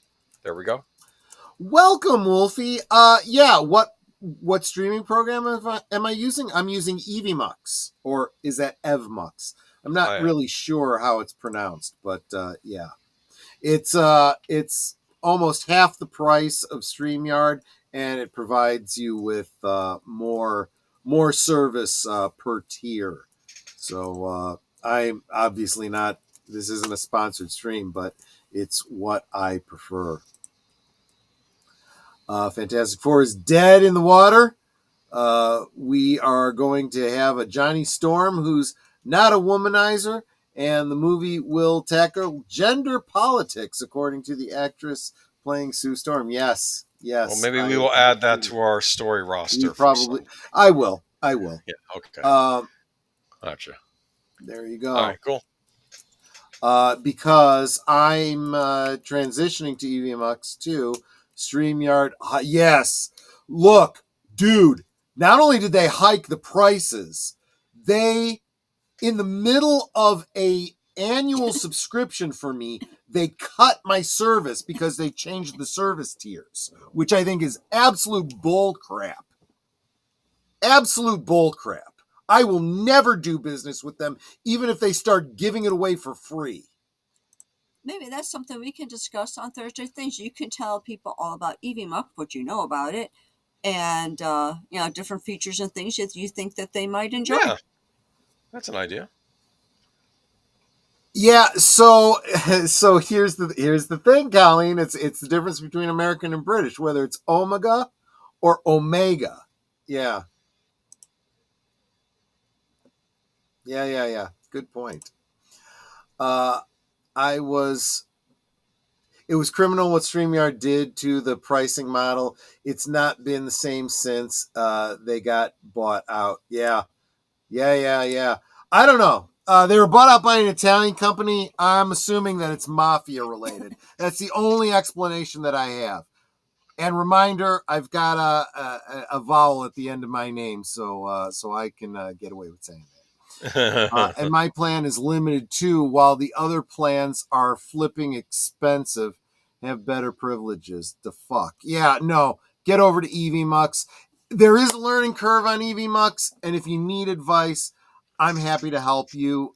Culture Casino helped me out, so I super, super appreciate him. But anyway, so there we go. That was our show for tonight. Did we miss anything we needed to cover, Boomer, that we should have and didn't and whatnot? No, I think that covers it. I did send you a message about that story, so we'll add that to the notes for Sunday. We didn't do much on the Marvel stuff, so I think it's time we talk about Fantastic Four. All right, you bet. Sounds that's an excellent point. Ned, or anything I missed or didn't cover that I should have done? I don't think so. We keep crying about our brand new TV, so you'll probably hear about that a few more times. Yeah. It's like a brand new toy that we just want to share with everyone. It really Toys is. are nice. It's just more Troy's toy than mine because he controls the TV. The horizontal and the vertical? He controls the TV from his computer, so he can put things up to share.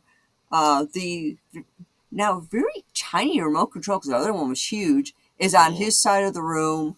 We're still trying to figure it out, because these newfangled TVs, she can share things from her phone, but right now we're only getting audio, we're not getting video, so we got to figure out how that works. There's always a learning curve on this technology for us old farts, you know. It's just how it goes. Yeah. But, and if I can find the video, I will explain to you what midget please means. Yeah, exactly. We'll talk maybe about that on Thursday. It's worth it.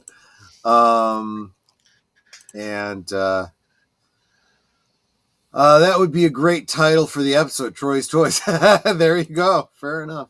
All right, guys. Well, I thank you so much. All of you are so wonderful. You really are. I want to thank everybody who sponsored tonight's stream, the members, the super chats, the gifted memberships. You guys really do make it possible for me to continue doing this. And let me be honest with you, it gets harder and harder all the time. So I thank you guys so much. You guys are the best. As Netter says, you are Osmo. Thank you so much, and we'll see you on the next one. Take care. Good night, ladies. Good night, sir. Hit it, sweetheart.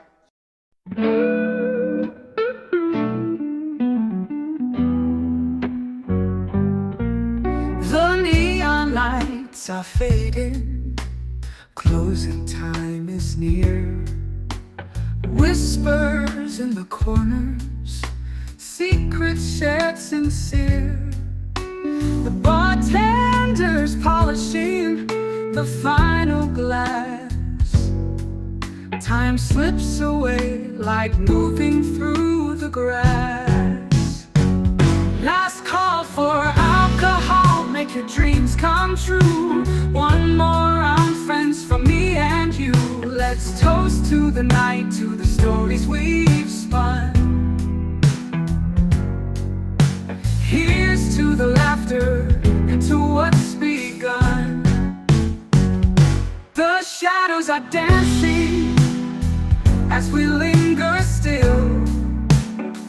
Every clink of a glass, a memory to distill. Beneath this smoky haze, our feelings they unfurl. A tapestry of whispers in this corner of the world.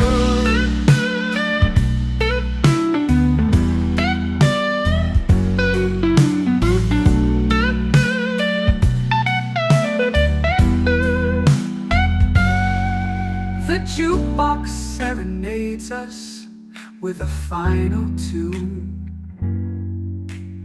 crooning to the lonely and the lovers under the moon. With every soft note, the end draws ever near. But in this fleeting moment, there's nothing to fear. Last call for alcohol, make your dreams come true. One more round, friends, for me and you. Let's toast to the night, to the stories we